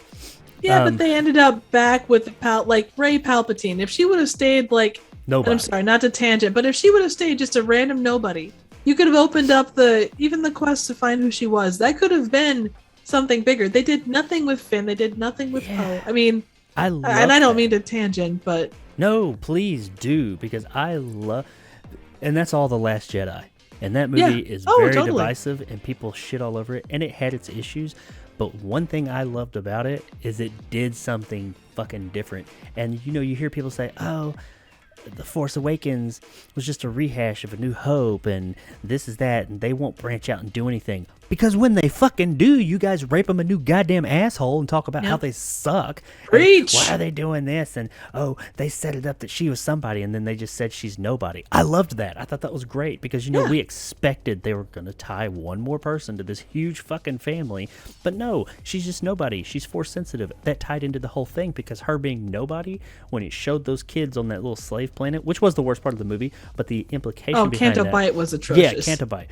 The kids, it showed that these kids that are nobody, that are slaves, that aren't connected to anybody, some of them too, like in the end, a lot of people missed it, but the little kid at the very end of the movie, he goes outside and he picks up the broom. It shows that nobody can be somebody. You don't have to be a part of Star Wars royalty to be the next somebody. But no, the next movie they decided, no, just playing, you do. You exactly. Suck. You ain't nobody. We're not going back to you. You're still a little slave kid. You're probably being like raped in the ass by somebody you were sold to, and fuck you, and fuck all you. Of you. Unless you are a Skywalker or a Palpatine, apparently now, maybe a Solo, but the Solo has to be mixed with Skywalker. Unless you're part of that, you ain't part. You're nobody. You're nobody. And I'm like, they took all the last movie was a fucking mess anyway. But I applauded The Last Jedi for actually taking some risks, and people till this day still shit all over that movie. Oh yeah. And some of the specific things that happened in it, I'm like, yeah, okay, that wasn't great, but there was some really cool things that they tried. It was just nice to see this thing that was just getting stale. They at least tried something new, and I had to give it to them there. Absolutely. I don't know if they're going to try anything new with Waterworld. It's kind of a simple premise, a simple world. You got people living on water. Yep. That you can have all kinds of different boats. Like each one could be like a different kind of boat. Like you could have a sailboat. You could have like, I don't know, a solar powered boat. You could have like a paddle boat. There's like some poor asshole out there like paddling away. And every episode he gets like 10 feet further than he was previous. He could be like the main character, and it's about his journey to, it's like the old man in the sea. Exactly. But in Waterworld. I like the world of Waterworld. But I just don't see what they're going to do with it, because there's just not, it's just fucking water. They did the one thing you could do. Let's find dry land. They fucking found it. What now? We're going to have more people? What if everything is like a dry land? Well, what if it turns Mad Max and everything is dry world and they have to find water? I mean, the Gill people, what about that, I honestly think that this is a prequel to Mad Max, even though it doesn't line up. It doesn't line up with the continuity, but just you guys bear with me. This was the prequel. Everything does dry. Global warming is going to go backwards. There you go. And it's all going to freeze up again. But it's going to freeze up like too much, and it's all going to be desert like in Australia, and that's where Mad Max comes into play. We'll just go with that. We'll forget the first movie that kind of explained how we got here in Mad Max. We'll just jump right into the Road Warrior and Thunderdome. Yeah. It could be the thing. It could be like everything is Antarctica or the Arctic. Yeah, we could make a series of films here. They're already made. Yes, we can make them work. I feel like we could. I don't know. This is a weird one for me, because I like Waterworld. I'm one of those few that do actually like it, but I can't say I'm excited about this series, because I just don't see what they're going to do with it and where they're going to go. There's just, because Waterworld is just that. It's fucking water. Now, on the everybody always refers to this movie as a big failure. It's like a box office bomb, but it actually wasn't. That's the funny thing. It cost $172 million to make, and unfortunately, I don't have. It was at the time, and I think that where they say failure is because at the time, it had. It was the most expensive movie ever made at the time. It was 100. Yeah, it was. It was a big thing at that moment. So yeah, it started out at only supposed to be like $80 million, and it grew to almost $100 million more dollars. But it was the most expensive movie ever made. I think that's where people get it, because it was so expensive, and it did get critically panned. But technically, I don't have the exact amount in front of me. It did make a profit. It was profitable enough. It wasn't like, it just eked by. No, it actually made a fair amount of money. It wasn't a blockbuster profit, but it did make a fair amount of money. It just cost so much goddamn money to make it that it had to make even more money to make a profit. But it was a profitable film. So when people say that it was a bomb, critically, yeah, but financially, it technically wasn't a bomb. It was a financially successful film. So that's something that people get wrong a lot of the time. I did for years too, but now I looked into it. Well, and I think too, you meme on it, like it becomes an easily memeable thing. It's like you look at, I don't know, the prequel trilogy, and even if it does have its bad points, and God knows it sucks on a lot of levels, but like people look at it and without seeing it, they judge it as, oh, well, that's the one that sucks. And it's like, well, you haven't seen it. Don't judge it until you've taken the time to, watch it in some way, shape, or form. You mentioned the prequels. I got to ask, if this is totally off topic. I mean, it's on topic of the prequels, but I know me mentioned that off topic, but I got to ask you this question. When did the prequels become good? Because I remember years and years, everybody said all the prequels sucked. Apparently now they're good. Oh yeah, nostalgia, like that group that grew up with those movies. Yeah. That's when they became good.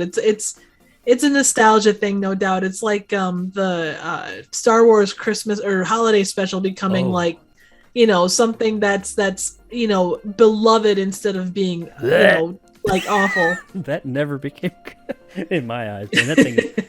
Actually, watch that shit and try and make it through it. It's hard to make it. Oh, I have. Thing. I've watched it like 3 or 4 times. Oh, you are a saint. It's hard for me to make that. I'm a sadist. Yeah. It's hard to make it through that thing, even saying it's so bad it's good. It's just fucking bad. Man. There's like long stretches of that creepy ass Wookiee kid just sitting there watching like a holographic thing dancing around. It's just like, I mean, like it doesn't end, and you're like, this is uncomfortable. It's taking so long. It's just like the grandpa whacking off is worse by my books. Yeah, whatever he was doing there. So he was whacking off basically. He looked like he was whacking off, but I mean, I'm assuming when they were filming it, they didn't say, hey, we're making a Star Wars TV Kids special. Hey, Grandpa, go fucking wank it in the corner. Maybe they did. They said, we're Disney. Nobody's going to say shit to us. Well, it wasn't Disney then, but whatever. No. Disney will own us one day. Yeah, exactly. Well, after I heard that George Lucas wanted to seek out every single copy and destroy them, I became a fan. Yeah. But, yeah, the anyway, you can't officially get that thing anywhere either. You can watch it on YouTube. No, exactly. But yeah, the prequels. I get what you're saying, like, because I know people that grew up with those prequels, and I think that you're right. That's what happened. I mean, they came out almost. Well, the last one, the first one came out through 99. No, was it 99? Okay. Through 2005. Okay, there you go. Yeah, because they skipped a year because it was right around the same time as Lord of the Rings, but 99 for the first one, 2003 for the second one, and then 2005 that would make sense. For the last one. They skipped a year here or there. But those bastards. I know. And those movies are still like the first one. That's a tough watch. Yeah. The Phantom Menace is a tough watch. The first 30 minutes or so is just entertaining for all the spectacle, and the last 45 minutes is entertaining because of the spectacle. But everything in between is just like, oh my god, what is going on here?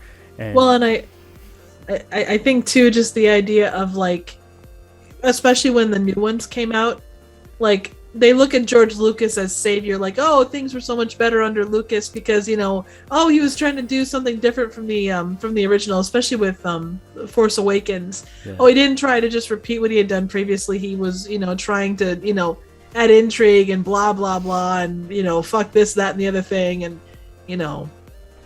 yeah. The funny thing, I mean, people talk about because let's jump back 10 years even, if not 20. Everybody's shitting on the prequels, and they were kind of shitting on George Lucas then too. It's when he sold he deserved it. Yeah, but the thing is, people they reference the original trilogy so much, and he definitely was a creative force in it, and he was there, and it was his baby. But he didn't direct the second two movies, the part 2 or the most lauded one of all, Empire Strikes Back. He didn't direct that, and he didn't do Return of the Jedi either. He did Star Wars, or it was originally called A New Hope. He did that one. He didn't do the other ones. He wrote them, partly. He had other people come in and help him, and he produced them, and he was definitely there. But I mean, when he got back in the director's chair, that's when we got the Phantom Menace. That's when we got the Jar Jar prequels. Binks. Yeah, Jar Jar Binks.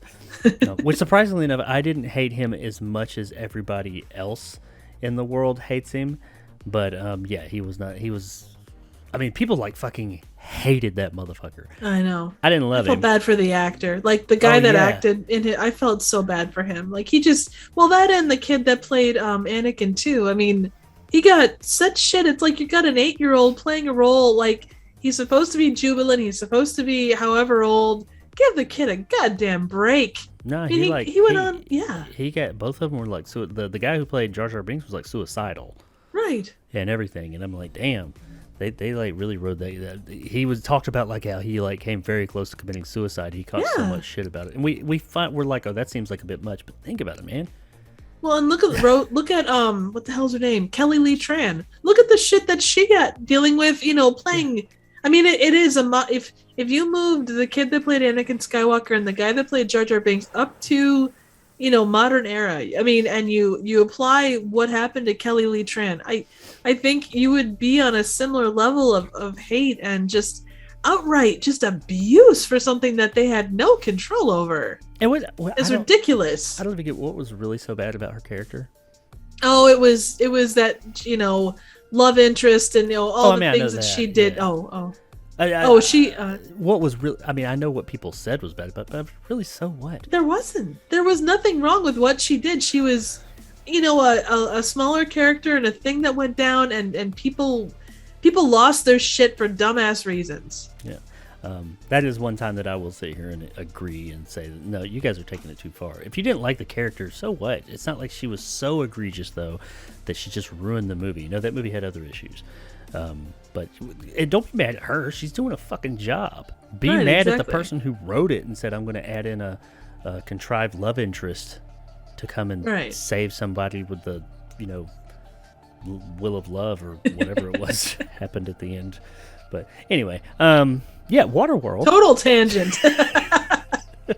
Waterworld. We're getting a Waterworld TV show apparently at some point. All right, woohoo! And it's being worked on by Dan Trachtenberg. Well, I do like Dan Trachtenberg. He does some pretty good work, but and the John Davis Company, they've I can't name anything off the top of my head, but they've made some good movies. So who knows? Maybe this might be great, but I'm probably going to forget about it as soon as we stop talking about the story. But yeah. Whenever they finally announce something that we can see, I'll take a look at it, and I will be willing to check it out and watch it, and maybe it'll be great, but I'm just kind of, I'm flat about it. I'm like, I don't hate it, I don't love it, it's just a thing. It's too early to tell what it's going to be, I'm sure, to really have an opinion on it one way or the other, honestly. Yeah, I don't know. Well, maybe it'll spur a Waterworld sequel. You're right. Yay! The one thing you can say about it is watching it. If you have a testy bladder, it will make you need to pee constantly. Yes, it's lots of water, and it's fucking long. All right, so that was our last story, but there was another a talking point. I just wanted to briefly, or I don't really know if anything with me is brief, but I wanted to talk about a trailer I saw, and I asked you to watch so that we could. So I'm not going to do, hey, have you seen this? No, I know she's seen it. We haven't talked about it. But I saw an interesting trailer that was actually suggested to me by one of my viewers. But I would have probably seen it because it kind of blew up shortly thereafter. Everybody talking about it. Oh, it did. Everybody was talking about it on Twitter. Yeah, and of course that's the world. But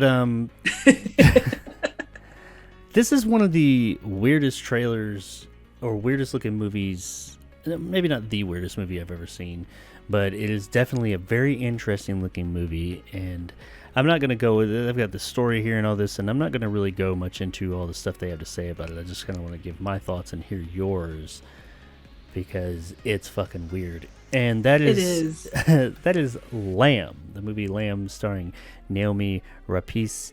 Is it Rapace?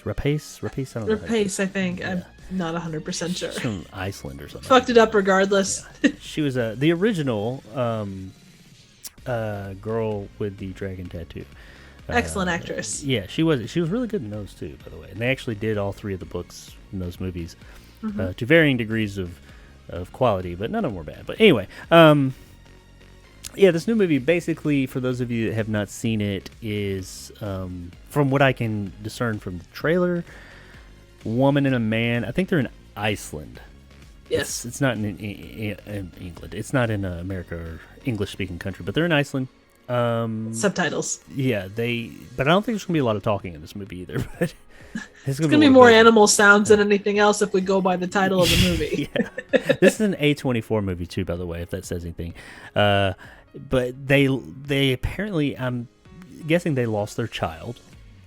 We get that. She's at a grave in the beginning, and we get that it's her child. They are farmers, or they have a farm. They got animals. They got sheep on this farm.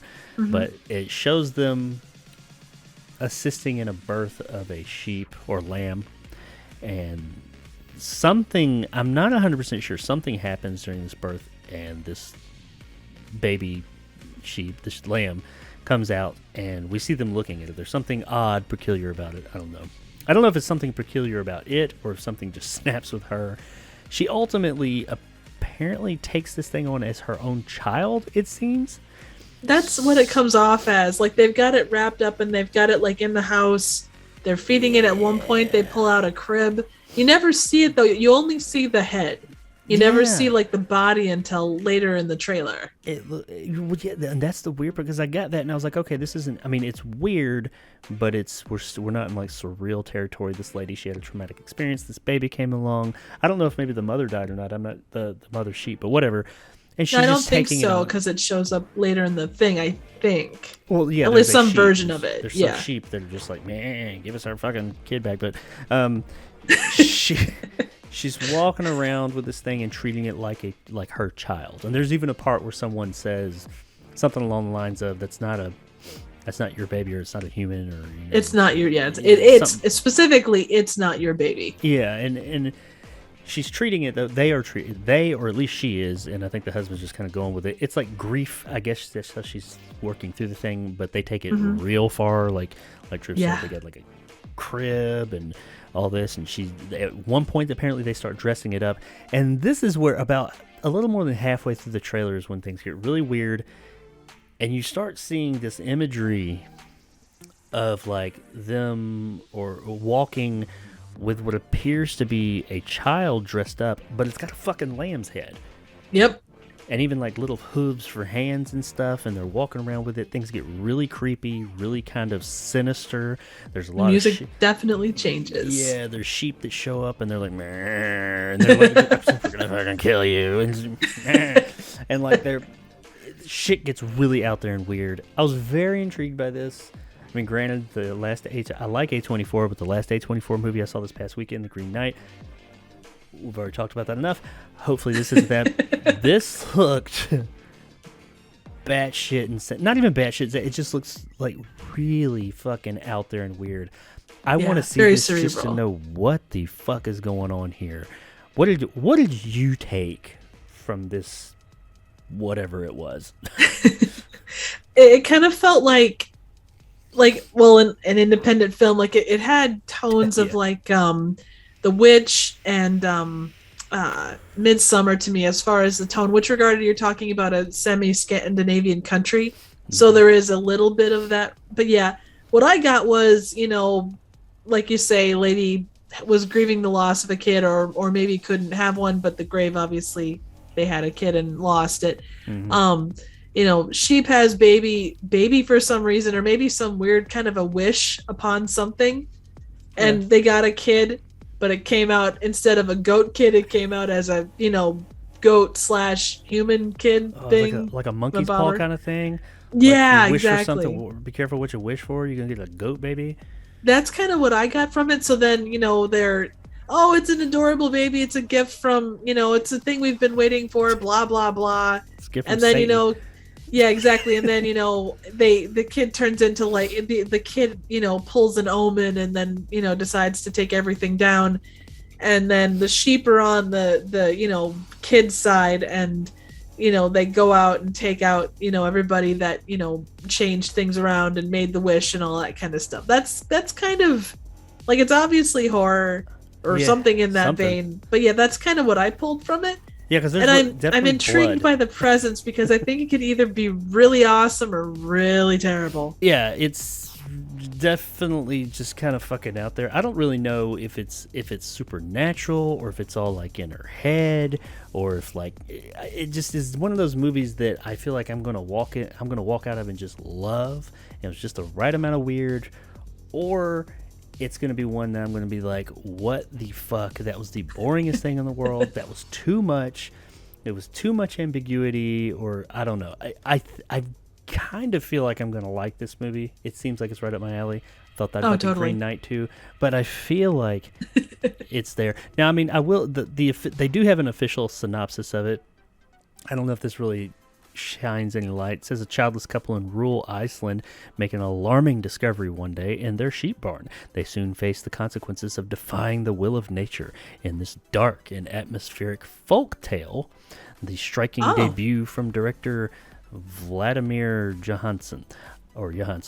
So, yeah, it sounds like you might kind of be on the right track. Whether it was a wish or not, I don't know if it's like a wish fulfillment thing or if it's like straight up like wishing to some deity, or if it's something they just wanted. And I don't know. I'm just wondering, is that what's actually happening? Is there, because they show scenes of this kid with a lamb's head walking around. You don't see it. You see it from behind. Is there actually going to be a lamb walking around like a human being with this lamb's head, or is this kind of like a surreal kind of thing going on? I don't know. I'm really interested to see. There is definitely, closer to the end of the trailer though, there's some blood. There's like a fair amount of blood. There's a ton of blood. Yeah, there's some sinister shit going on. Some people going to get taken out. I don't know. Is it going to be kind of like, what was that movie with the zombie sheep? Black Sheep. Is it Black Sheep? Yeah. Is it going to develop into like Black Sheep? Yeah. And like because there's like a whole bunch of sheep trying to like at one point beat down a door or something. So these sheep want their human sheep baby back.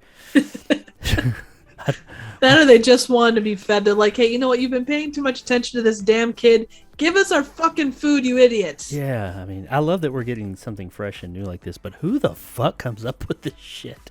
Well, if it's based off of a folktale, some of the folktales, you go back, like, I'm not knowing Icelandic folktales, but if they're anything like Celtic ones, holy shit, those suckers get weird quick. So the potential for something really interesting sits with this. Sure.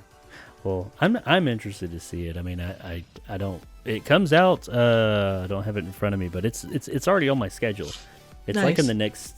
I don't think it's this month. I think it's next month. It's like a month within the next, months to 2 months. It comes out. So, cool. I'm definitely gonna want to check that out.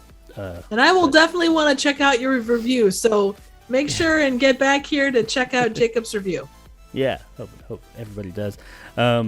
Maybe I hope I can get a screener for that. I don't know, A24. I've gotten a couple of A24 screeners, but nice. A24 is really growing as like a brand too. They were like super indie. They're still indie, but now they're kind of like higher echelon of indie. It's like being an A24 movie is almost like a branding now. Right. It's like, oh, you're making an indie movie? Oh yeah, it's A24. Oh, ooh, fancy. It's like, oh, you're like A24. Oh, I didn't know you was A24. I thought maybe this was like some like Fox Searchlight or something. You hotty toddy, you A24, you getting a fucking Oscar. None of that Bloomhouse bullshit. We're going A24 up in this bitch. I mean, either that or you're going straight Lighthouse.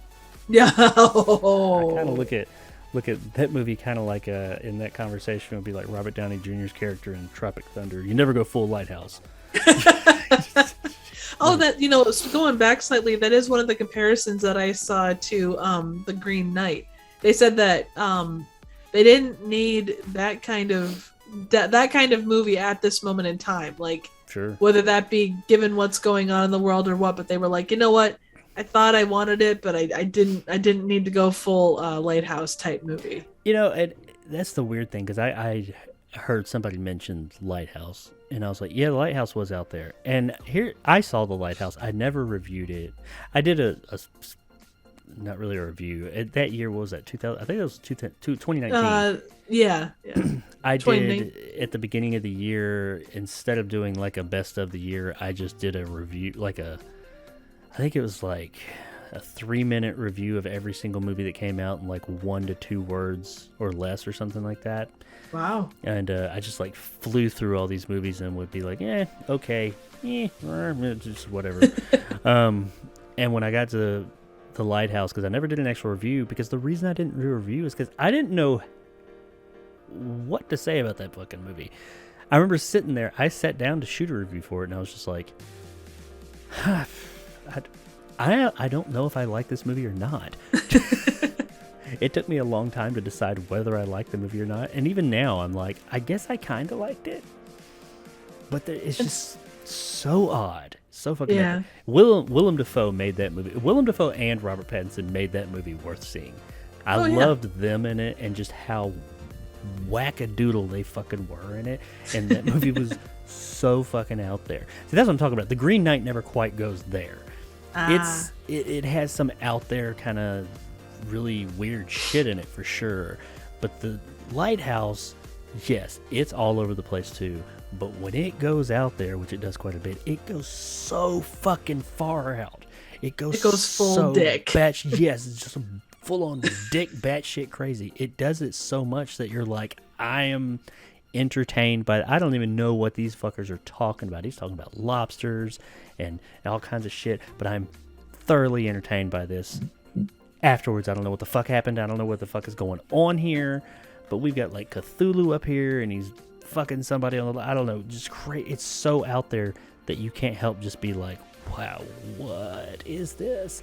But Green Knight never quite got there. It was, while yes, there is in your face stuff, it's much more subtle and just like, what's the word? Boring. Half-dick? Boring. That's the word.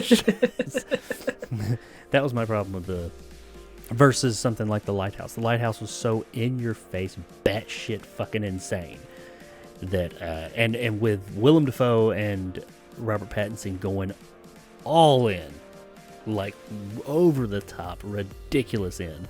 And Dev Patel, he did a great job performance-wise, but he was never just like all in like that. There are none of those types of scenes in the movie.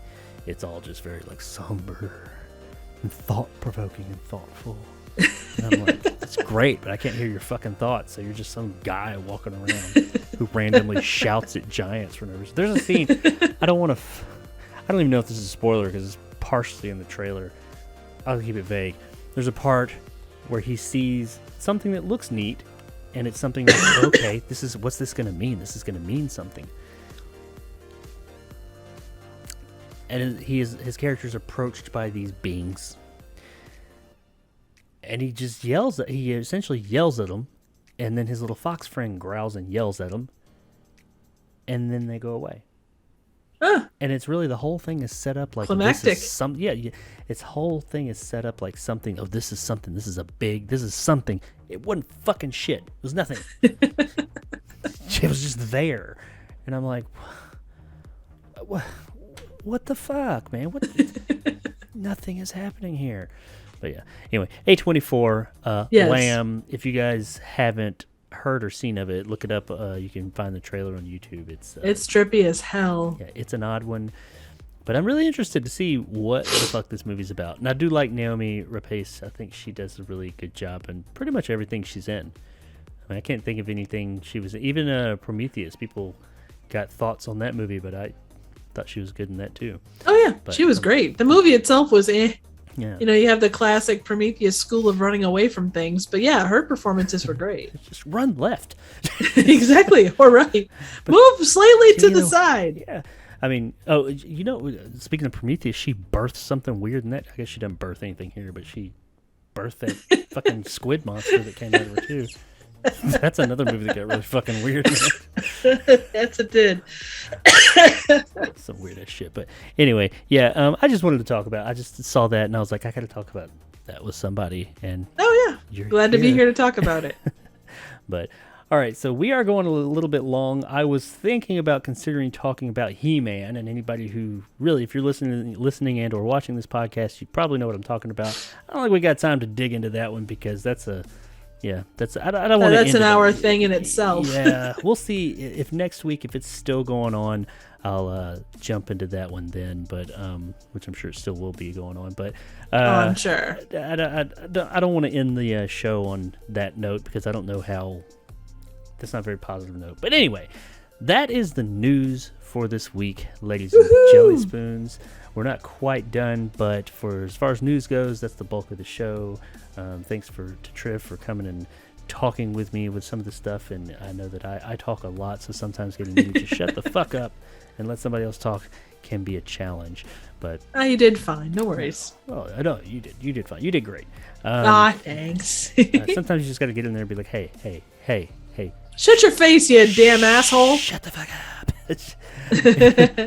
Anywho, from there, just real quick, this week's releases, we don't have much coming, but there's nothing coming out Wednesday. But August 6th, this Friday, we do have one of the biggest movies of the year, and a movie I'm hearing great things about.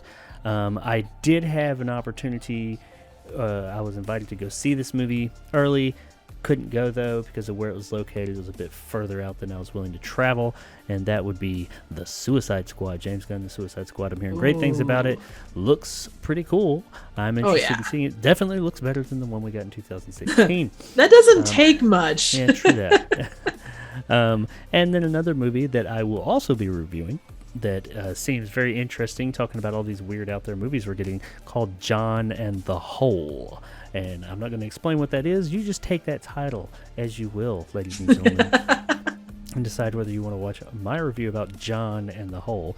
But I will definitely be doing a review of Suicide Squad and John and the Hole. Seeing as how I'm not seeing Suicide Squad early, that will be a Saturday review. This Saturday it will be coming out. And then John and the Hole will be a couple of days later. Okay, so before we go through all, plugs and outros and all that stuff as we start to wrap up things here, I said that we were going to talk about Triv, put you on the spotlight again. Oh no! Now we're gonna get into that, and I mean I don't really. This is kind of informal. I just want people, you were here, they heard you speaking. Some of the viewers probably already subscribed to you and know who you are and all that. But for those of you, for those that don't, what is it about your channel? What kind of person should check out your channel and subscribe? If you're up for weird, just outside the box movie reviews, and I also do collabs with quite a few different artists or quite a few different creators, including Jacob. The channel is about not taking anything too seriously. I have a real love of low budget and just obscure movies, and I do kind of make fun, but it's in a very loving way. It's I suppose it's a lot of dad jokes more than anything else, but love them. If you're up for something a little outside the box, I mean, as I appear here is pretty much how I appear in my reviews. I've got a full theater set up behind me, and it's pretty cool from an animation perspective. I'm actually pretty proud of it. Especially awesome. Especially with the way it looks now. Good carpets tie the room together. Oh, totally. Much more so than those last ugly ones that got pissed on. But that's another story for another day. So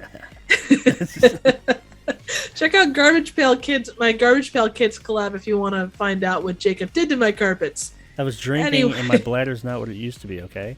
It happens. Surprising amount of damage, though. It was like on the walls, and that's another story, though. That thing just starts going sometimes, and you can't stop it. You just don't stop the beast. It's just, it's going where it goes. I'm now referring to you as the beast. Yeah. But yeah, if you're up for, kind of outside the box reviews of movies that are a little outside the box and a little left of center, then my channel is definitely worth a check. I try to keep it unique. You're not going to run into the same thing from week to week. I cover horror, I cover comedies, a lot of 80s classics. There's a lot of fun stuff, and I hope you stop by. Speaking of weird movies, there are a lot of weird movies over there too. But yes, I really like how you tear those movies down, but with a bit of a sense of humor. Quite a bit of sense of humor. Yeah. But I mean, that's how you do it. Oh yeah. I mean, I've covered killer beds and killer condoms and killer donuts, and I've covered microwaves that kill people, and I've covered other things that don't kill people. If it can kill you and it's a bit unorthodox and you would never think about it killing you, she's probably covered it. Oh yeah, I've covered other stuff too, like I like Tucker and Dale versus Evil, some Hitchcock stuff. Oh yeah, they're great. So I've covered some personal favorites. I've covered ones that are more obscure. If you like Frank Henenlotter and some of his crazy stuff, that's on the channel. There's some stuff that was featured on The Last Drive-In with Joe Bob Briggs. There's some stuff that was covered on Mystery Science Theater and that lot. It's just quite a variety of things. So. Well, that's another thing is you mentioned in your bio where I pulled that from, that you cover bad movies. In all honesty, though, not every, yes, some of them definitely are, but they're like in that good way. And I do like how you approach them. It is more from not I'm poking fun or I am poking fun. I'm not ridiculing this movie. I'm not making fun of it. I'm laughing with it. It's from a place of love, and I think that type of humor comes across a lot better, in my opinion, when it's not vindictive, it's not mean-spirited. I never get that from your channel. But you also do cover, you don't only cover quote-unquote bad movies, you cover some good movies too, like you mentioned Tucker and Dale, and also some of the Hitchcock stuff. There are good movies, like traditionally good movies, that you have covered. There's a lot of bad ones too, though. But yeah, but that's it's not bad content, though. No, definitely not. Well, and the thing is, you go after these movies that are traditionally bad. I mean, it's easy to point and laugh and say, "Oh, haha, here's the thing." Like I covered one that has become one of my genuinely favorite movies called Lamageddon, and it is a crazy ass movie. But you look at the trivia behind it. It was made for $3,000 by a bunch of college students. And they got this gimmick with Amazon that allowed them to be covered by nationally recognized magazines. Oh, yeah. And that was their marketing. The $1 million thing or something like that? Yeah. They were charging $1 million to get, I think, either to buy or to rent. I don't remember which. But things like that, like, there's so much that goes into these low-budget movies beyond just pointing and laughing at them. There's heart and passion and things that aren't necessarily lacking from bigger budget movies, but they have to work with what they have. And in so many cases, when you don't have money, you make up for it with weird outside the box stuff. I mean, those movies end up having legs, though. I mean, you look at some of the movies that we consider pretty much anything, well, not anything, but a lot of things we consider cult classics. When they came out, they were those movies. Look at Flash Gordon. Oh, yeah. Nobody was taking that shit serious. That movie in 1980. That movie was terrible. According to like critics and stuff. Now it's beloved. I mean, it's a beloved classic now. I mean, they're remaking it. So I mean, things like that.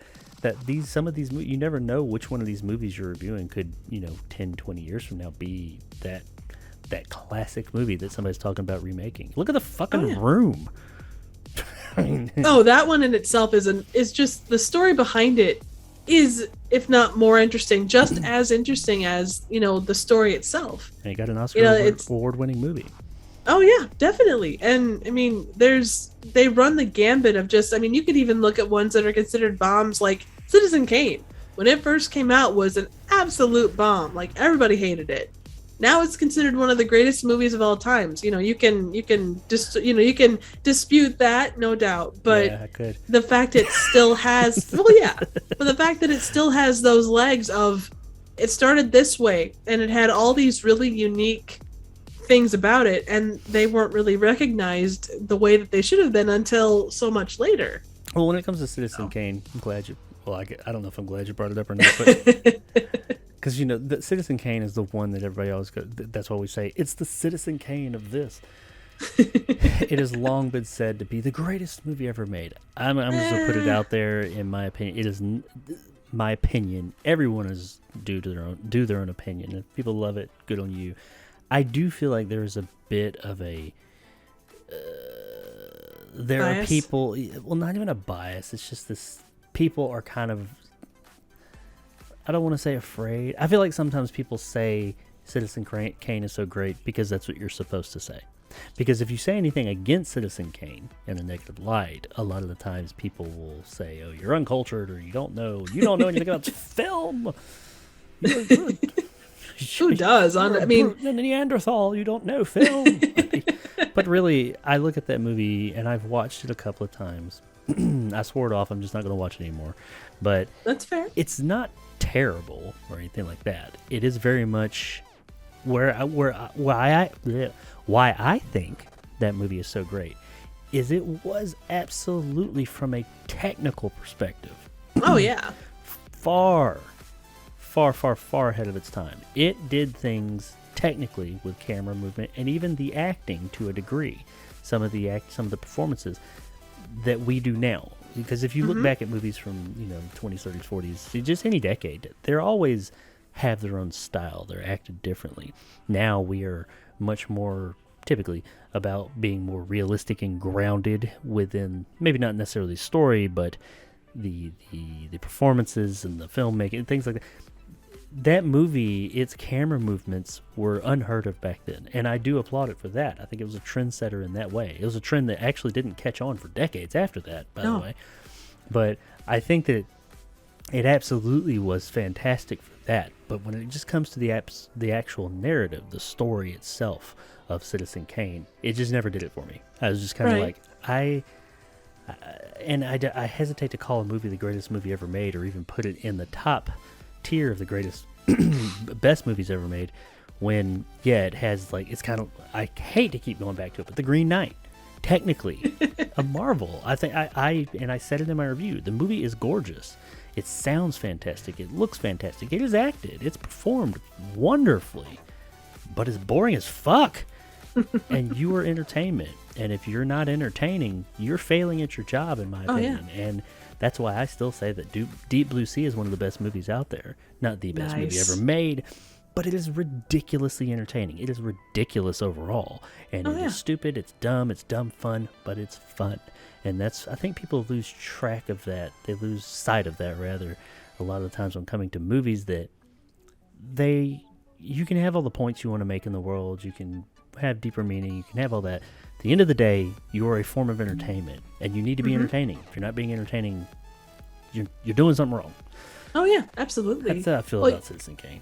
No, I get you, and I could say the same thing about movies like Avatar. From a technical perspective, it's brilliant and gorgeous, and it was amazing on the big screen. But if you look at the story aspect of it, I'm sorry, it is in the same realm of story. It is essentially Dances with Wolves in Outer Space, or Pocahontas too. But the technical aspects of that, and I hope we never see sequels, because one of those is enough. They're already made. 2 of them are already sure. shot. Really? They've wrapped production. They've wrapped principal photography on the first 2 sequels, or at least one, 1.5 or 2 sequels. They're doing lovely. 7, 12. They're doing 24? 4 or 5 of them. Wow. I'm with you there. Okay. I like Avatar. I don't have anything against it. I just, story-wise, it was so well received. It's like, yes, from a technical perspective, I was in heaven watching that in the theater. But the thing is, it only worked for me, at least, in the theater, which isn't bad, but it's like, if it can't go beyond that, if it can't stand on its own 2 feet, then and you talk about the boring versus, the worst thing something can be is boring. Yeah. I was blown away, but the rest of it, it's all right. It's middle of the road. When it comes to something like Avatar, and I am a bit biased because I'm a huge James Cameron fan, but I can admit that the core story of that movie isn't the strongest part of the film. And that's fine. I think some of the elements within it were great James. I'm a huge sci-fi fan, by the way. Yeah, but some of the elements within it, some of the characters, some of the way that the world works, and the things, the little pieces, I thought were great. And that absolutely added to the story. It didn't add to the story, it masked the story. And yes, James Cameron is a fucking master of spectacle. And that movie was a spectacle from beginning to end. And it rode out its spectacle-ness all the way to the end. Yes, the great special effects and all that. Special effects don't make a movie, but yes, they had great special effects. They had all the technical side.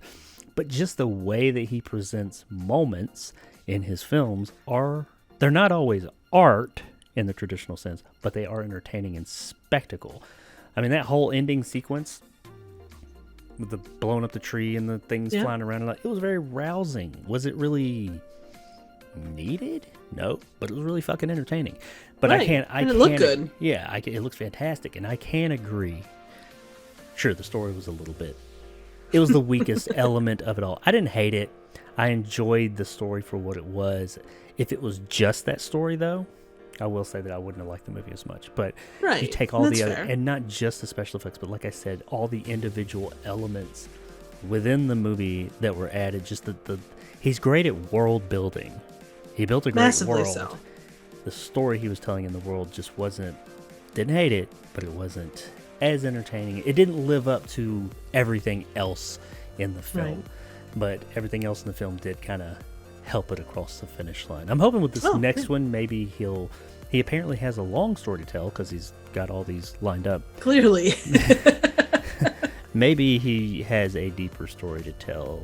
I don't know. People keep saying, "Oh, these movies are going to fail. They're going to fail." I'm like, man, I don't want to. Why would you want something to outrightly fail? Like, I never understand when. Yeah, well, and I understand why I don't understand why people say that beyond the obvious, like rhetorical. Oh, it's because it's on number one or whatever. I mean, the work and the time and the effort and the love that have gone into things like that. Now, there are movies that are total cash grabs. Sure. But for something like this, if it was a cash grab, it would have been made in 2010, 1 year after and it would the first one. Look like crayon and bad green screen and all the rest. But they've been begging. Fox, now Disney, had been begging him to make a sequel for years, and I'll give him this much. He flat out said, he's always said this, because he's only made one sequel. Right. Well, he's made two sequels, but one sequel to his own work. He made Terminator 2. Mm-hmm. He made Aliens, but that wasn't his own work. Right. But he's always said, I'm not going to make a sequel for money, because he's got to need fucking money. He said, I will make a sequel if there's a story I feel like needs to be told. Right. So and that's awesome. And I think that's why that does make me say, well, I think maybe at least he thinks there's something to be told here. And people keep saying, oh, it's going to fail, and all this and that, because it is the number one movie. It's the top. Everybody wants to see fall from the top. But look at his track record, man. Yeah, it's kind of hard to bet against James Cameron. The guy... Yeah. He knows what he's doing. And some people say, well, his first movie, Piranha 2, that wasn't his fucking movie. He filmed on it for like 2 days. Exactly. And then he got fired. And there's a difference. Yeah. He got fired and went to a hotel and got pneumonia, almost died, and had fever dreams about the Terminator, and that's how he came up with that. But hey, there you go. Good things come out of bad things. Exactly. So I don't even consider that. His first movie was Terminator, in my opinion, because Piranha, he didn't make that movie. But every movie he's made... I mean, even his least successful movie was The Abyss, and that movie was amazing. Yeah, exactly. And I don't know. I'm not going to bet against the guy. I'm a big fan of his, and I mean, even when he does documentaries, he goes to the fucking bottom of the Mariana Trench in a tin can.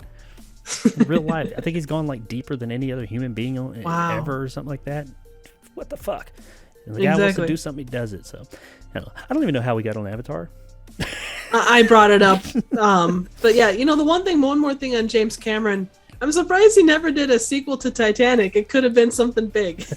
Oh, there you go, ladies and gentlemen. That's what you can expect from Trivial Theater. Oh, God. That's such a bad joke. I'm kind of asleep here. Oh, but it's so bad. That is what I love about your channel, because it's a lot like... I think I said this to you already, but just to everybody else, it's a lot like The Rock in that new Jungle Cruise movie, which Jungle Cruise wasn't the greatest movie ever made, but the absolute best part of it is The Rock. And one of the best parts about The Rock in the movie is he's constantly making these quote-unquote dad jokes, these bad puns, like non-stop from beginning to end. Everything is a bad pun, especially in the beginning. And they're not funny jokes, but they're funny because of him and the way he's delivering them. And that the movie is aware that this is bad, but he's making it anyway. And That's what you do. I love it. But seeing as how you are a purveyor of good bad movies, I try. what would you say? I hate this question. I hate questions like it's this. okay. That's no why worries. I like to ask them to see people squirm. What would you say is your favorite good bad movie? Oh, I hate to say this. Well, first off, there's a question that a friend of mine asks that's even more cringy than that, and I'm half tempted to say it just because it's so fucking weird, and you can cut it if you need to. Oh no, I don't cut anything. Okay, well then I'm gonna tell it, and this might be a first for you. So he has a podcast, and he asks if you grew a second dick, and you found out that you cheated with that second dick, and you got divorced, would it be grounds for and all legal stuff? You would it was illegal. You cheated, so you got a divorce. But because that dick wasn't there at the original marriage ceremony, would it be considered cheating? That's a good question. There is someone we could ask that question to. There is a guy actually out there who has 2 dicks. Oh, that's right. Justin Wang covered it. There's actually more than it's apparently a thing. There are people with more than one. Really? Dick. Yeah, I looked it up, and yes, there is porn of it.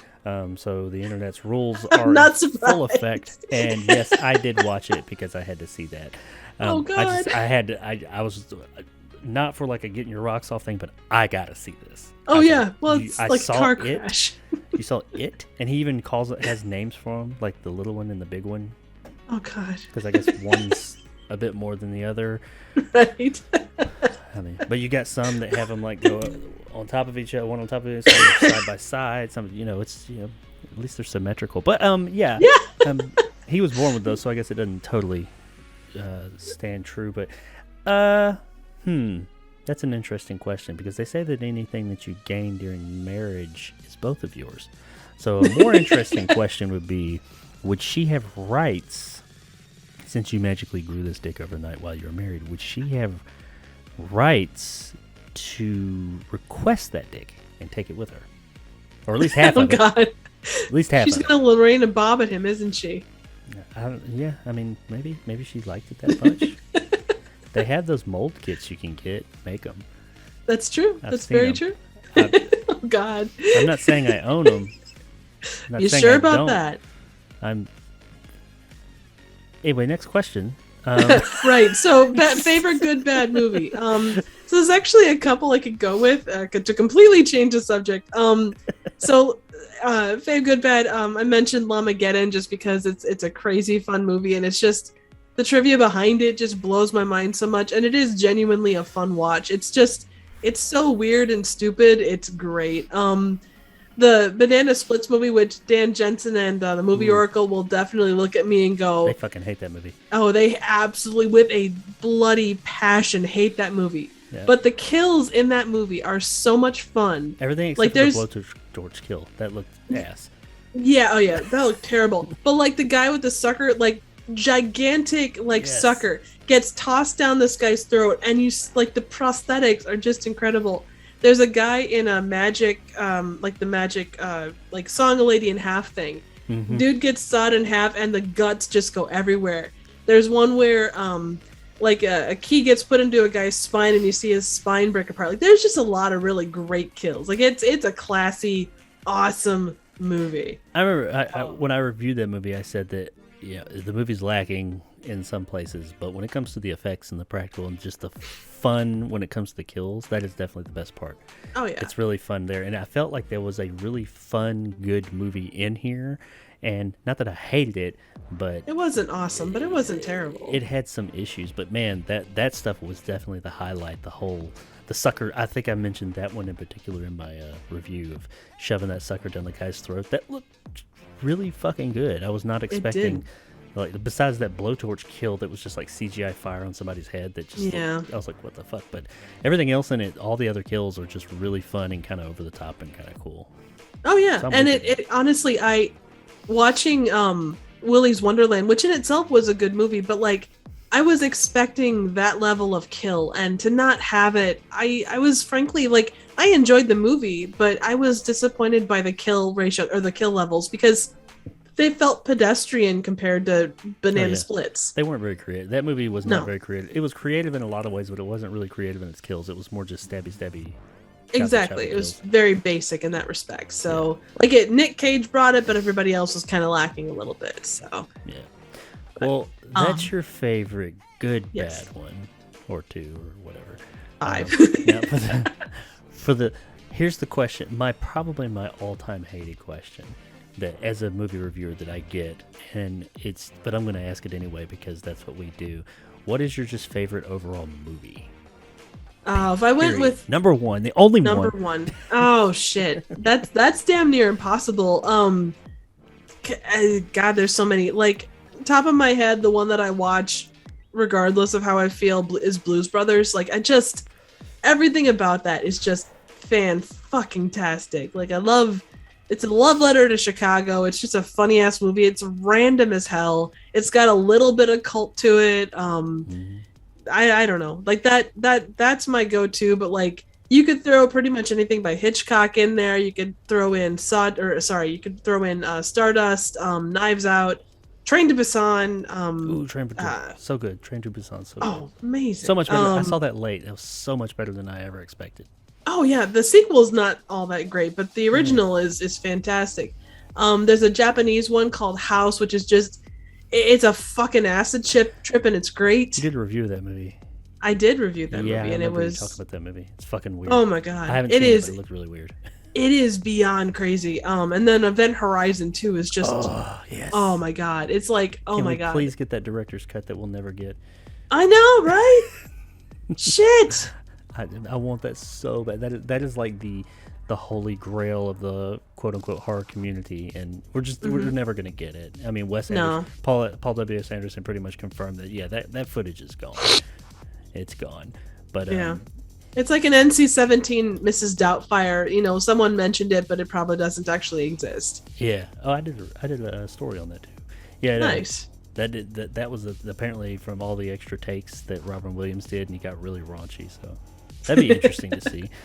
I'd like to, because he could, if you saw his early, or not even early, if you just saw his stand-up stuff, he was kid friendly on the screen usually, but when it came to his stand-up, he was raw. Oh yeah, and he did it right though. Like he had a gift for it. Oh, absolutely. And we lost him far too soon. Yeah.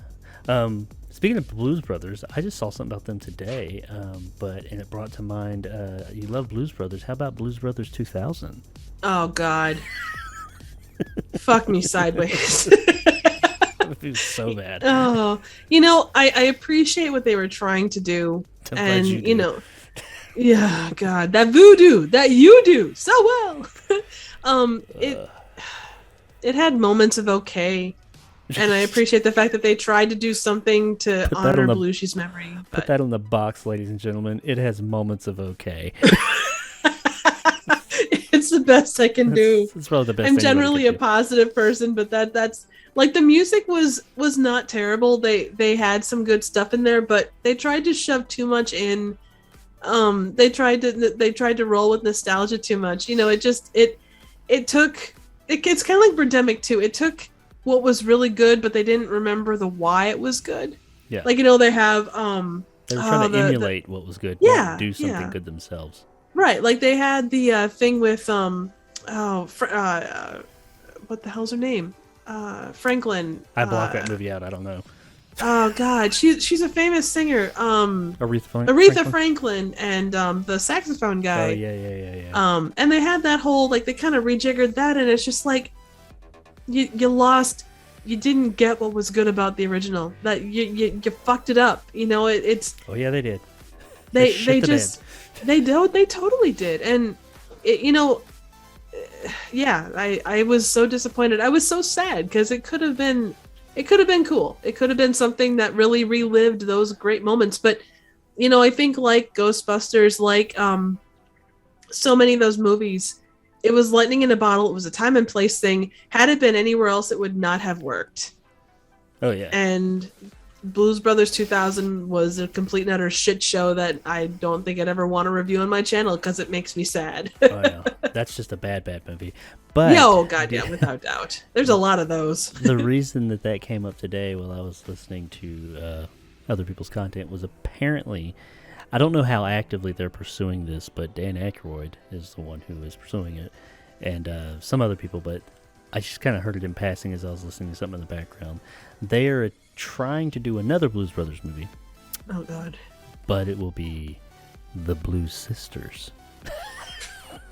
You know, if you do it right, that's the thing. If you can do it right, it could be cool. But the thing is, they ain't gonna do we're it right. talking about... No, I know. Well, the thing is, Dan Aykroyd also sells a kind of vodka that he claims keeps it... Like, he is a hardcore believer in, like, aliens and the process that he talks about to make his vodka. I mean, if you ever look up the video online, it is a fucking trip in itself.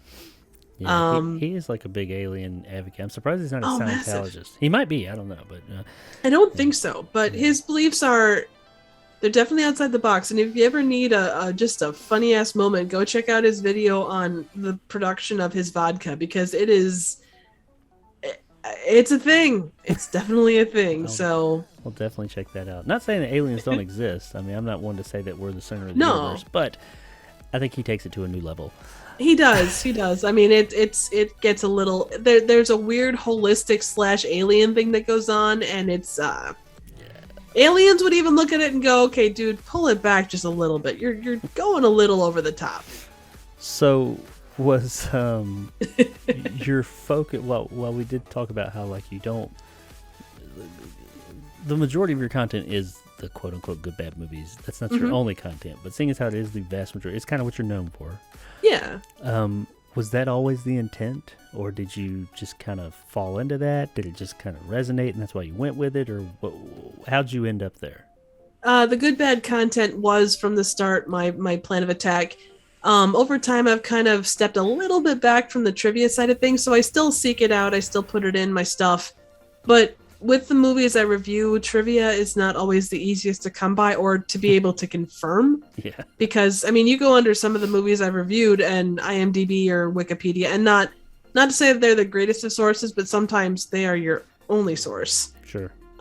Short of, unless you have the DVD and can listen to the commentary, but how many of those, it's hard to find those movies for just a review, if it's not something that you want to, pony up $20 for or $30 for or whatever. And but sometimes that's all you have to go on. And when you only have 3 pieces of trivia, it's hard to build an entire review around that, especially when 2 of the pieces are, well, these 2 guys got it on in the back of a trailer, and that's where the idea for this weird ass movie came from, So with that in mind, as far as the focus for the things when I started, it was definitely good, bad movies. There's a lot of inspiration that came from Mystery Science Theater 3000 and programs of that nature. I can see that. The likes of Red Letter Media also has a strong presence there. So I guess it's kind of where things started. But as I went along, I kind of wanted to do a little bit more focused around other things that I enjoyed that, kind of stepped outside that box. So I added my own favorites. I added some more obscure stuff. I started on collabs with other creators, which has been I enjoy it. It's so much fun. It's because everything I do solo review wise is scripted front to back, top to bottom, and with the animation I kind of have to, but I can let loose and just be completely random with the collabs, and it's so much fun. Well, and speaking of the collaborations, that was a question I was going to ask you. You may or may not know this answer, because that is something you, in my opinion, you are known for. You've done a tremendous amount of collaborations. Oh yeah, and we've done too. And I mean, I know that when I talk to you about doing one, you're like, well, I'm scheduled out for quite a while on these, so it's going to be a bit. And that's awesome. That's great. But how many collaborations do you think you've done? How many have you done? So the format that I do with you, there's 20 of them, I think, over the course of about 18 months. I did not expect an answer. I actually looked it up beforehand because I've got an upcoming video that kind of a thank you to viewers and stuff, and I actually did look it up for that purpose. But yeah, over the past 18 months, it's roughly 20 vids. So when did you start YouTube? Like 2-3 years ago? 2-3 years? It would have been let me think, March of 2019. Okay. So roughly a little under 18 months. I knew it was a little bit after me, because I started in September of 18, right? Nice. Yeah, September. Because the Predator came out in October. Yeah, Predator was my first movie review. Your anniversary's coming up. I'm so happy for you. What do you get birthday. someone for a channel anniversary? Subscribers.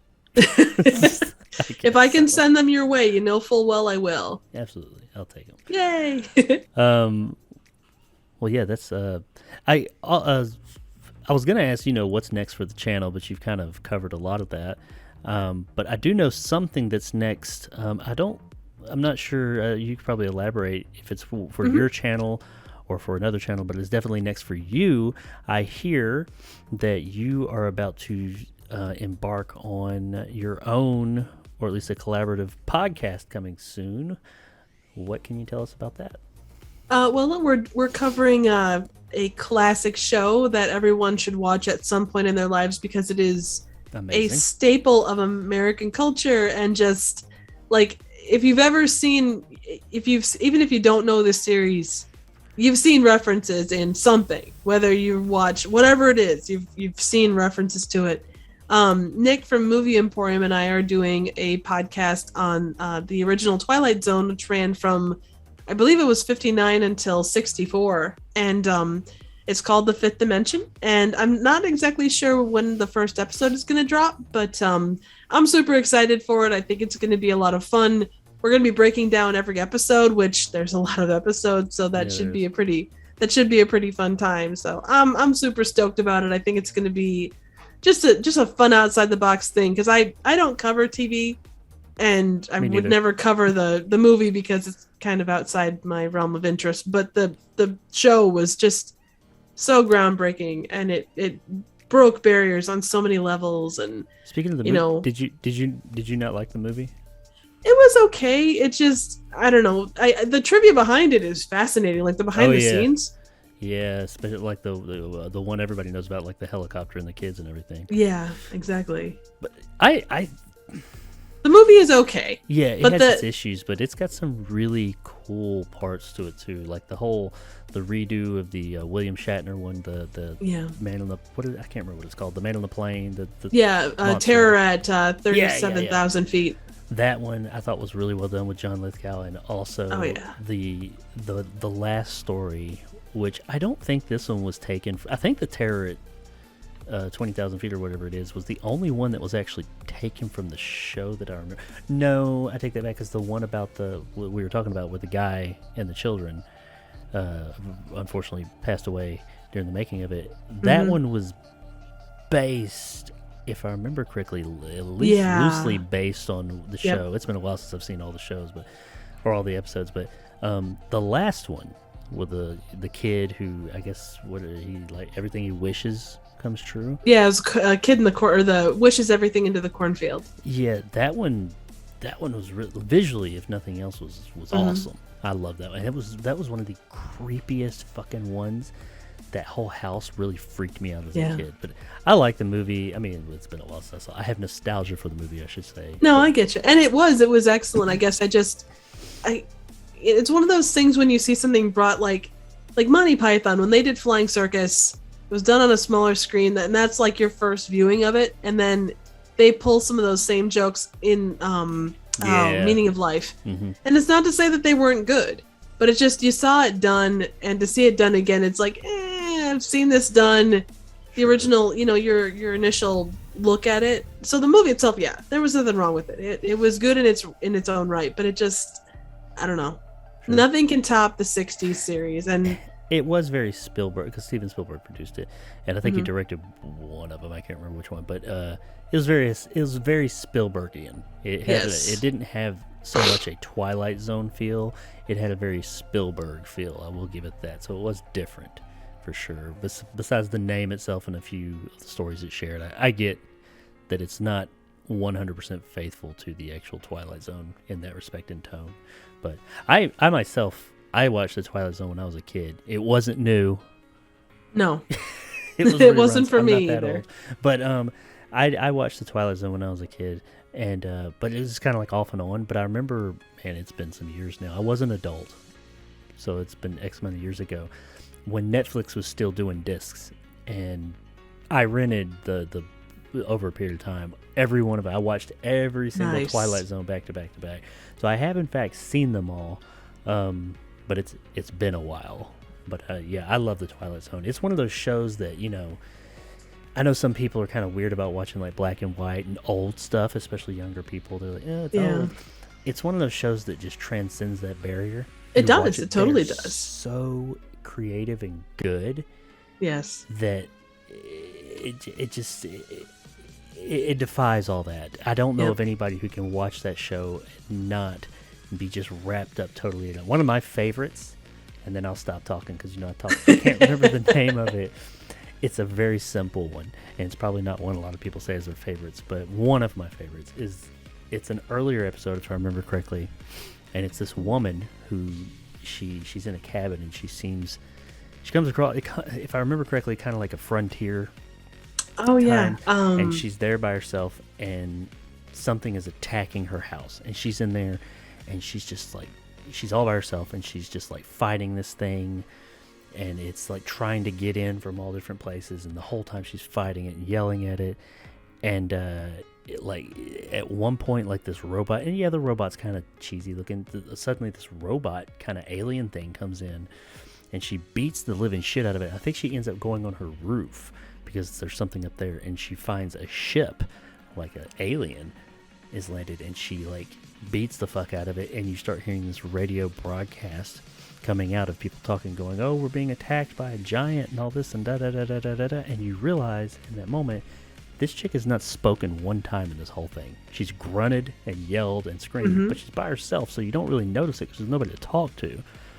And so the whole time we're on her side thinking she's us, she's the alien, because then you look at the side of the ship and it has like the American flag or something like that, and it says like NASA or whatever. We had landed there, and we were just trying to make contact with her, and she was threatened and attacked us. And that is classic Twilight Zone, where it takes this situation, you think it's something all the way to the end, and it's like, oh, there's always that moment. Yeah. And that's what I love. I love that episode. I thought that one always stood out in my head. Oh, that's incredible. My favorite is the and I can't remember the name of it. It's something like the Martians are due. No, that's not right. Basically, there's a really bad winter storm, and this busload of people comes into this cafe to escape the storm. And one of them, there's one more person in there than should have been, and it comes over the radio, because a lot of the Twilight Zones feature radio stuff, invasion-based stuff and all that kind of stuff, and it fit the times very well. But they try and figure out who's the alien. And I vaguely remember that one, yeah. Eventually, it comes out that like everyone else gets back on the bus, and the one guy that was on the bus, who was kind of making the biggest fuss, comes up and sits at the bar, and he's like, well, he's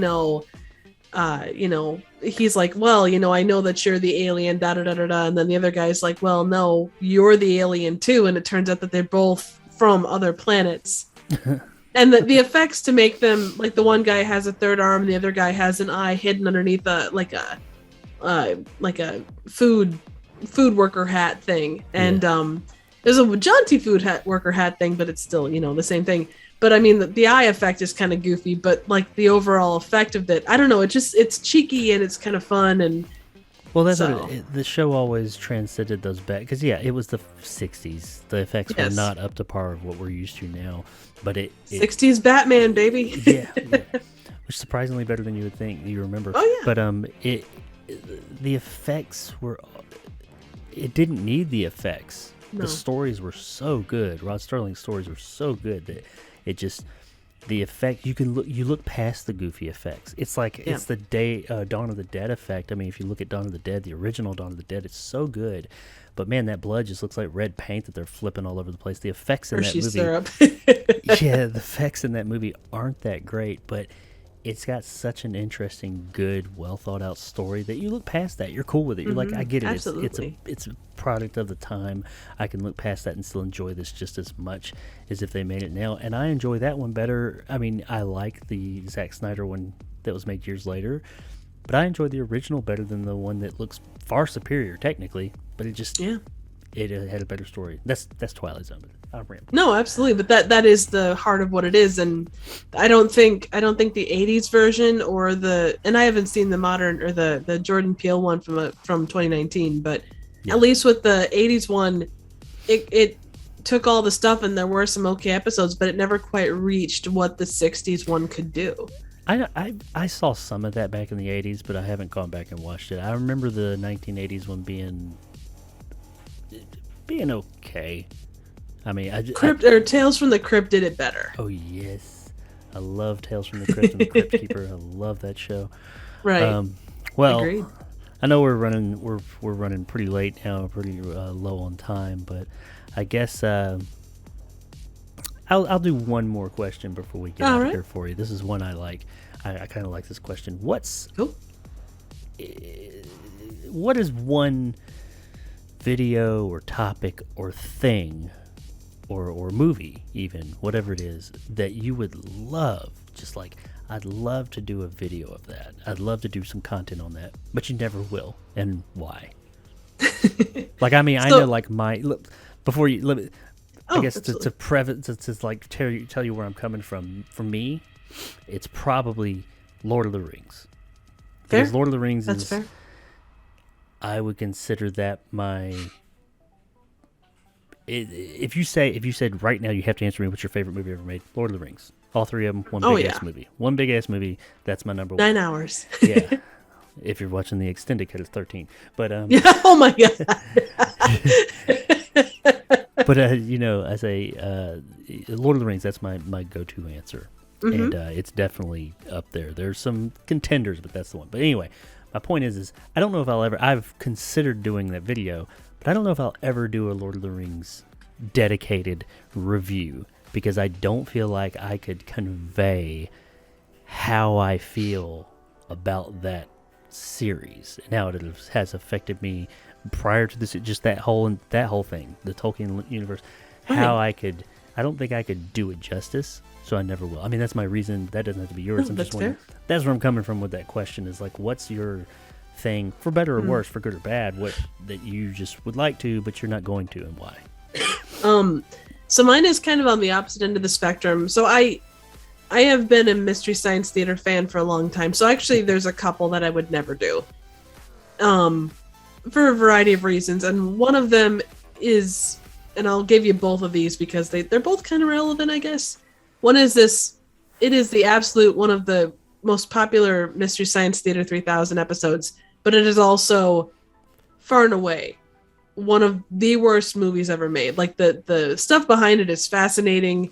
I guarantee you it would get a ton of views because everybody, you watch this movie for the first time and you're like, oh my god, I have to seek out what people have said about it. I have to find riffs about it. It's a popular one to do. The movie is called Manos, The Hands of Fate, and it is just fucking awful. I have tried, like, I've seen so many riffs on that movie, and I wouldn't cover it, one, because it's just been done by everybody. And there are some movies that, how many times can someone say, oh my god, look, Torgo walks like a moron, and oh my god, what's with his legs, and cringy character. Yeah. But I don't enjoy the movie. Like, the one prerequisite that I have for my channel is, in some way, shape, or form, there has to be enjoyment for me to be able to make the jokes that I make. Mm-hmm. And I've gotten 3/4 of the way through so many movies and had to stop.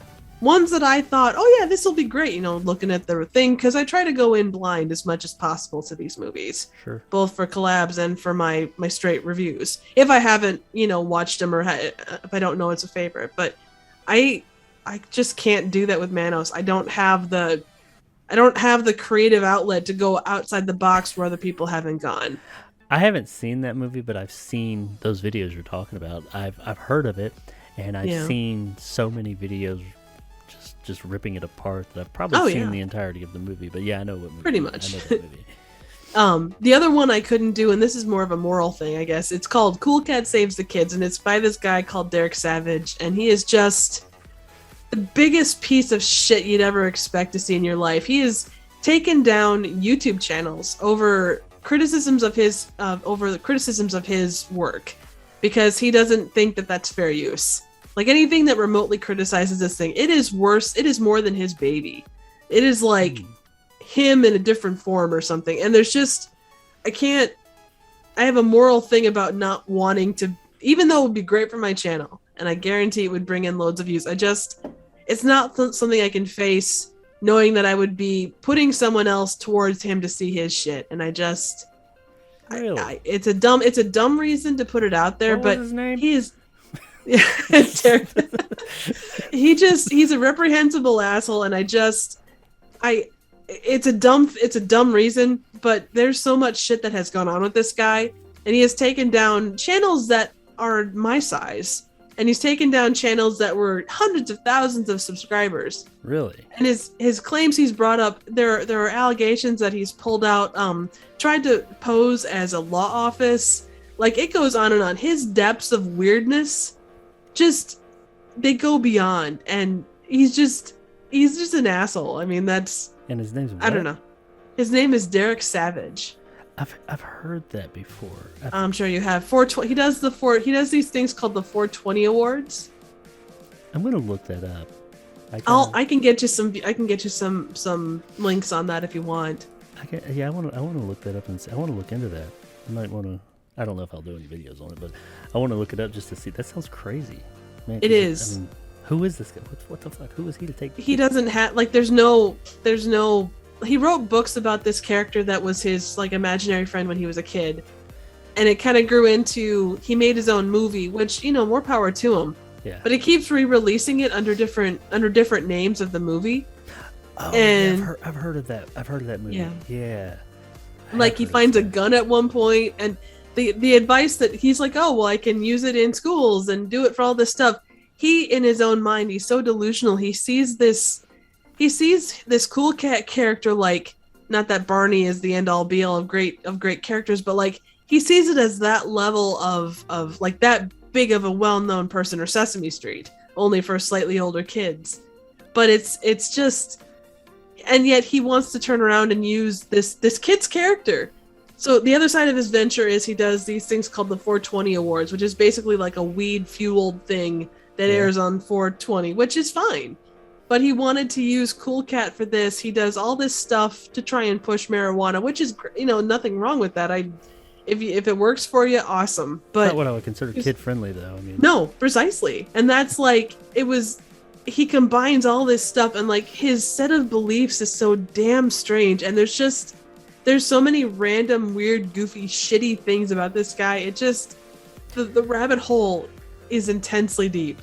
I mean, I don't like when it comes to weed and stuff like that. I don't really. I think that it should be legal. I don't. Oh, I agree. I did plenty of it back in the day. I don't have any desire to do it now, but people that do, I know plenty of people do. I don't care. I don't judge. I think alcohol is even worse, but well, potentially. But yeah, this guy just sounds like a fruitcake. I'm really intrigued. I'm going to look at. I'm going to build a playlist tomorrow at work and listen to this stuff. I want to see. Well, I'll send you some links so you can get the right places to start, at least so you can at least see from the outside. Because his YouTube career is just like, it's funny because he's a YouTuber. His website is stuck in like the mid 90s. Oh. It's just, oh man, like he wrote, so after he got into it with these YouTubers, like he took down channels because they were critical of his character. And then he turns around and makes a video talking about like fair use and how what he did is fair use. And he's saying, in the same breath as he's saying, well, they've done damage to my character, he turns around and says, that he sold more DVDs and shirts in a week since these videos came out, than he did like in the entire month or month and a half before that. Wow, this guy's I'm definitely gonna look into this guy. He is a psychologist would have a fucking field day with this asshole. He's just, oh my god, psycho. Yeah, basically. Well, there it is, ladies and gentlemen. That's the world of trivia theater. Where that's my moral code right there. Where take it how you will. What plugs? What you got coming up? What plugs you got? Where can we find you? All that stuff. Well, you can find me here in the green screen space that's present. I'm standing next to you, wearing headphones. Sorry. That you are. There it is, ladies and gentlemen. Ba-boom shit. You can so I just released a collab with Movies After Work. It's on Hawk the Stalker, Hawk the Slayer, and it's a pretty funny ass video. Please definitely check it out. I've recently come back with three other reviews here in the past month that are pretty awesome and highly worth your time. I do also have a big video coming out here in a couple weeks, so stay tuned. My channel is going to be a little quiet, but then it's going to blow back up again with more activity. All right. Pretty excited about that one. As far as other stuff, you can find me here on YouTube at Trivial Theater. So just youtube.com/Trivial Theater. And that's theater with an ER, not an RE, just because I generally am not that fancy. And also my thumbs don't go in the air like you need to, always keep your pinky up. Keep them pinkies up, ladies and gentlemen. No, they're currently attached to my hips. I can't really move my hands. But that's kind of it, I guess. Well, you mentioned the podcast a few minutes ago. Is that going to be on your channel or Nick's Movie Emporium, or? I think it's going to be on Nick's channel. So, to my knowledge. Cool. Well, I'm looking forward to that. Looking forward to this explosion of content you got coming our way. And you guys should too. You should definitely check out Triv's channel. It's really one of the coolest channels around. It is one of I am one of your earlier subscribers. I know I've been there since at least around the beginning. Maybe not the very beginning, but around I think you were. Always thought you were not to call this to. Well, kind of to call it to light, but you are ridiculously underrated. Like every time I go to your channel and you have new content come out, I know subscribers aren't everything, but I look at your subscriber count and I'm like, what is going on? What's wrong here? There's something wrong. So yeah, you guys tell your friends, tell your husbands, tell your wives, get out there and subscribe to Triv's channel because she absolutely deserves much more love than she's getting. And I appreciate it's people like you that make it worth it, though, honestly. Like, I agree, I'd love to have more, but I got some of the greatest subs around. You guys rock out loud, and I am grateful for you. And that's what matters, really. I mean, yeah, the number helps for sure, but having good subs absolutely makes you could have. I know I have a friend of mine. He has at least 3 or 4 times the amount of subscribers I do, but he said multiple times, I don't. None of them really matter. They never engage. They're passerbyers. They didn't really subscribe because they like my content. They just happen to click the button. I'm grateful they did, but I don't ever get anything from it, and I don't get the engagement. And I mean, that makes a big difference. Is engagement. Oh, it does. It's the reason that we go forward. Is my videos, and I'm not naming it, but with my collabs, there's a good 35 hours of time that's put into that on top of full-time job and normal life stuff. Reviews, there's probably a good 25 to 30. Normally that time becomes not that I would do it for whatever number of subs that I have, but knowing that they care and that they come out and they show up every time makes it so worth it. And like I say, you guys rock, and that includes you, Jake. You're absolute awesome. Well, so are you, and you're one of my subscribers. So I am. You are. I'm proud, awesome as well. Proud subscriber.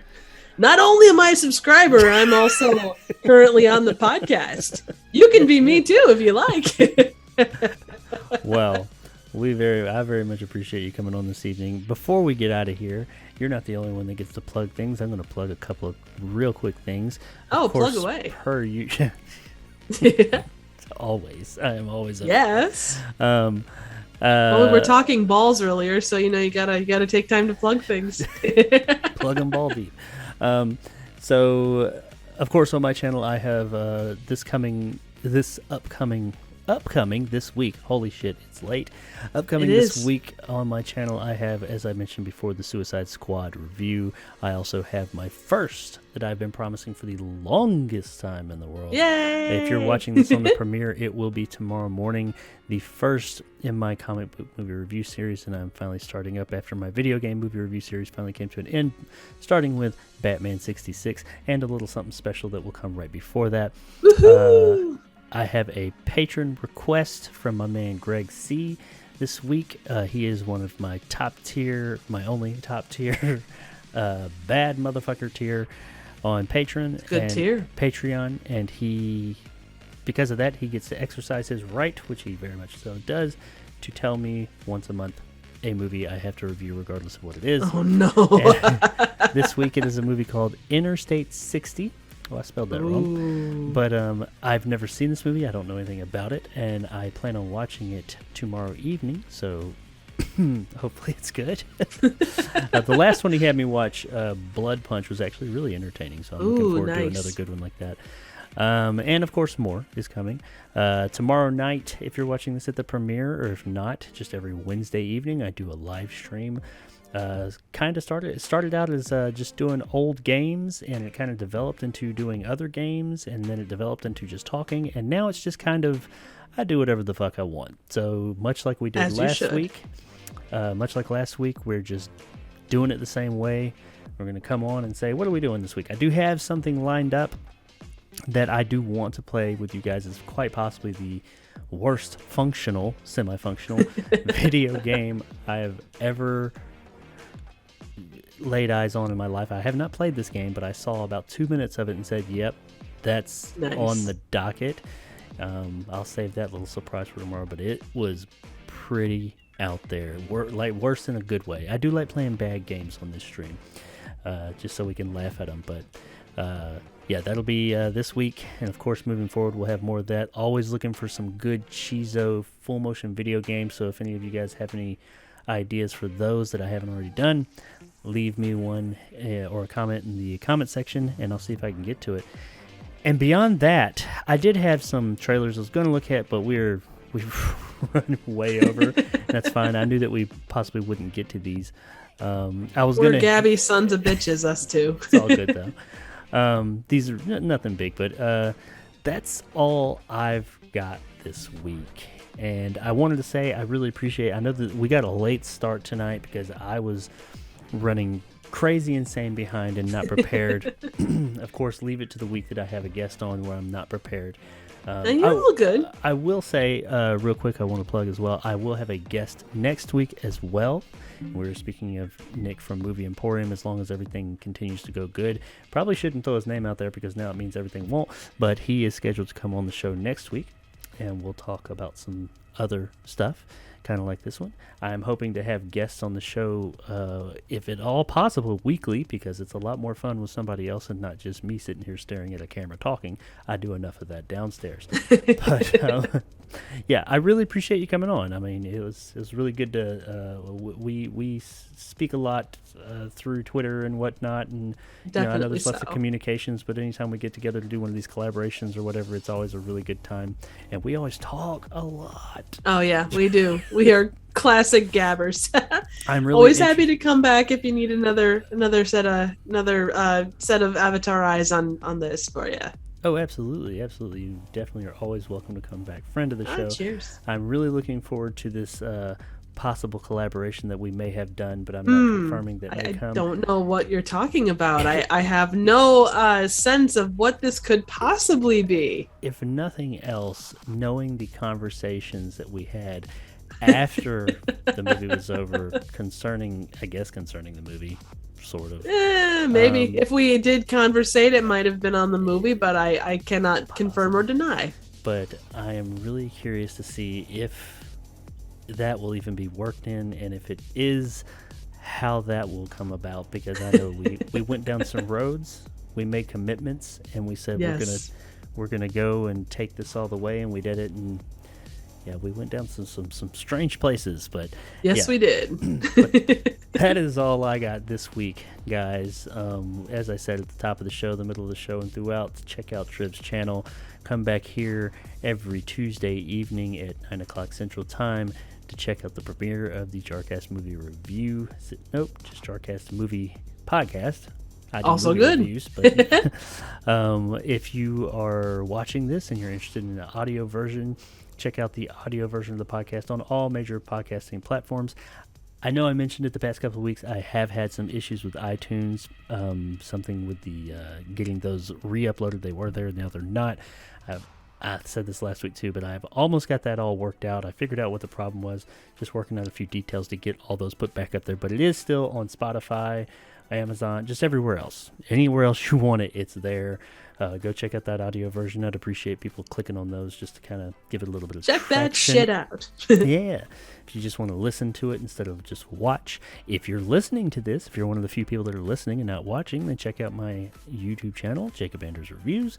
That is where I post the video version of this podcast each week. There is typically a little bit more content in the video version than the audio version, but that's what I got, ladies and That's jelly some pretty good stuff to have. Triv, thanks for coming on. Thank you. I know I kept you up all night. That's okay. Yeah. Not the worst way to spend, this early morning hour, I gotta tell you. Yeah, I'm gonna regret it tomorrow morning, but Oh, me too, but that's okay. You know what? right. As long as you have fun when you're out doing shit, that's all that matters. There you go. All right, well, guys, I appreciate it. Come back and see me, us, somebody. I'll be here for sure. Come back and see my mug next week, and we'll talk about some more movie news. See you next week.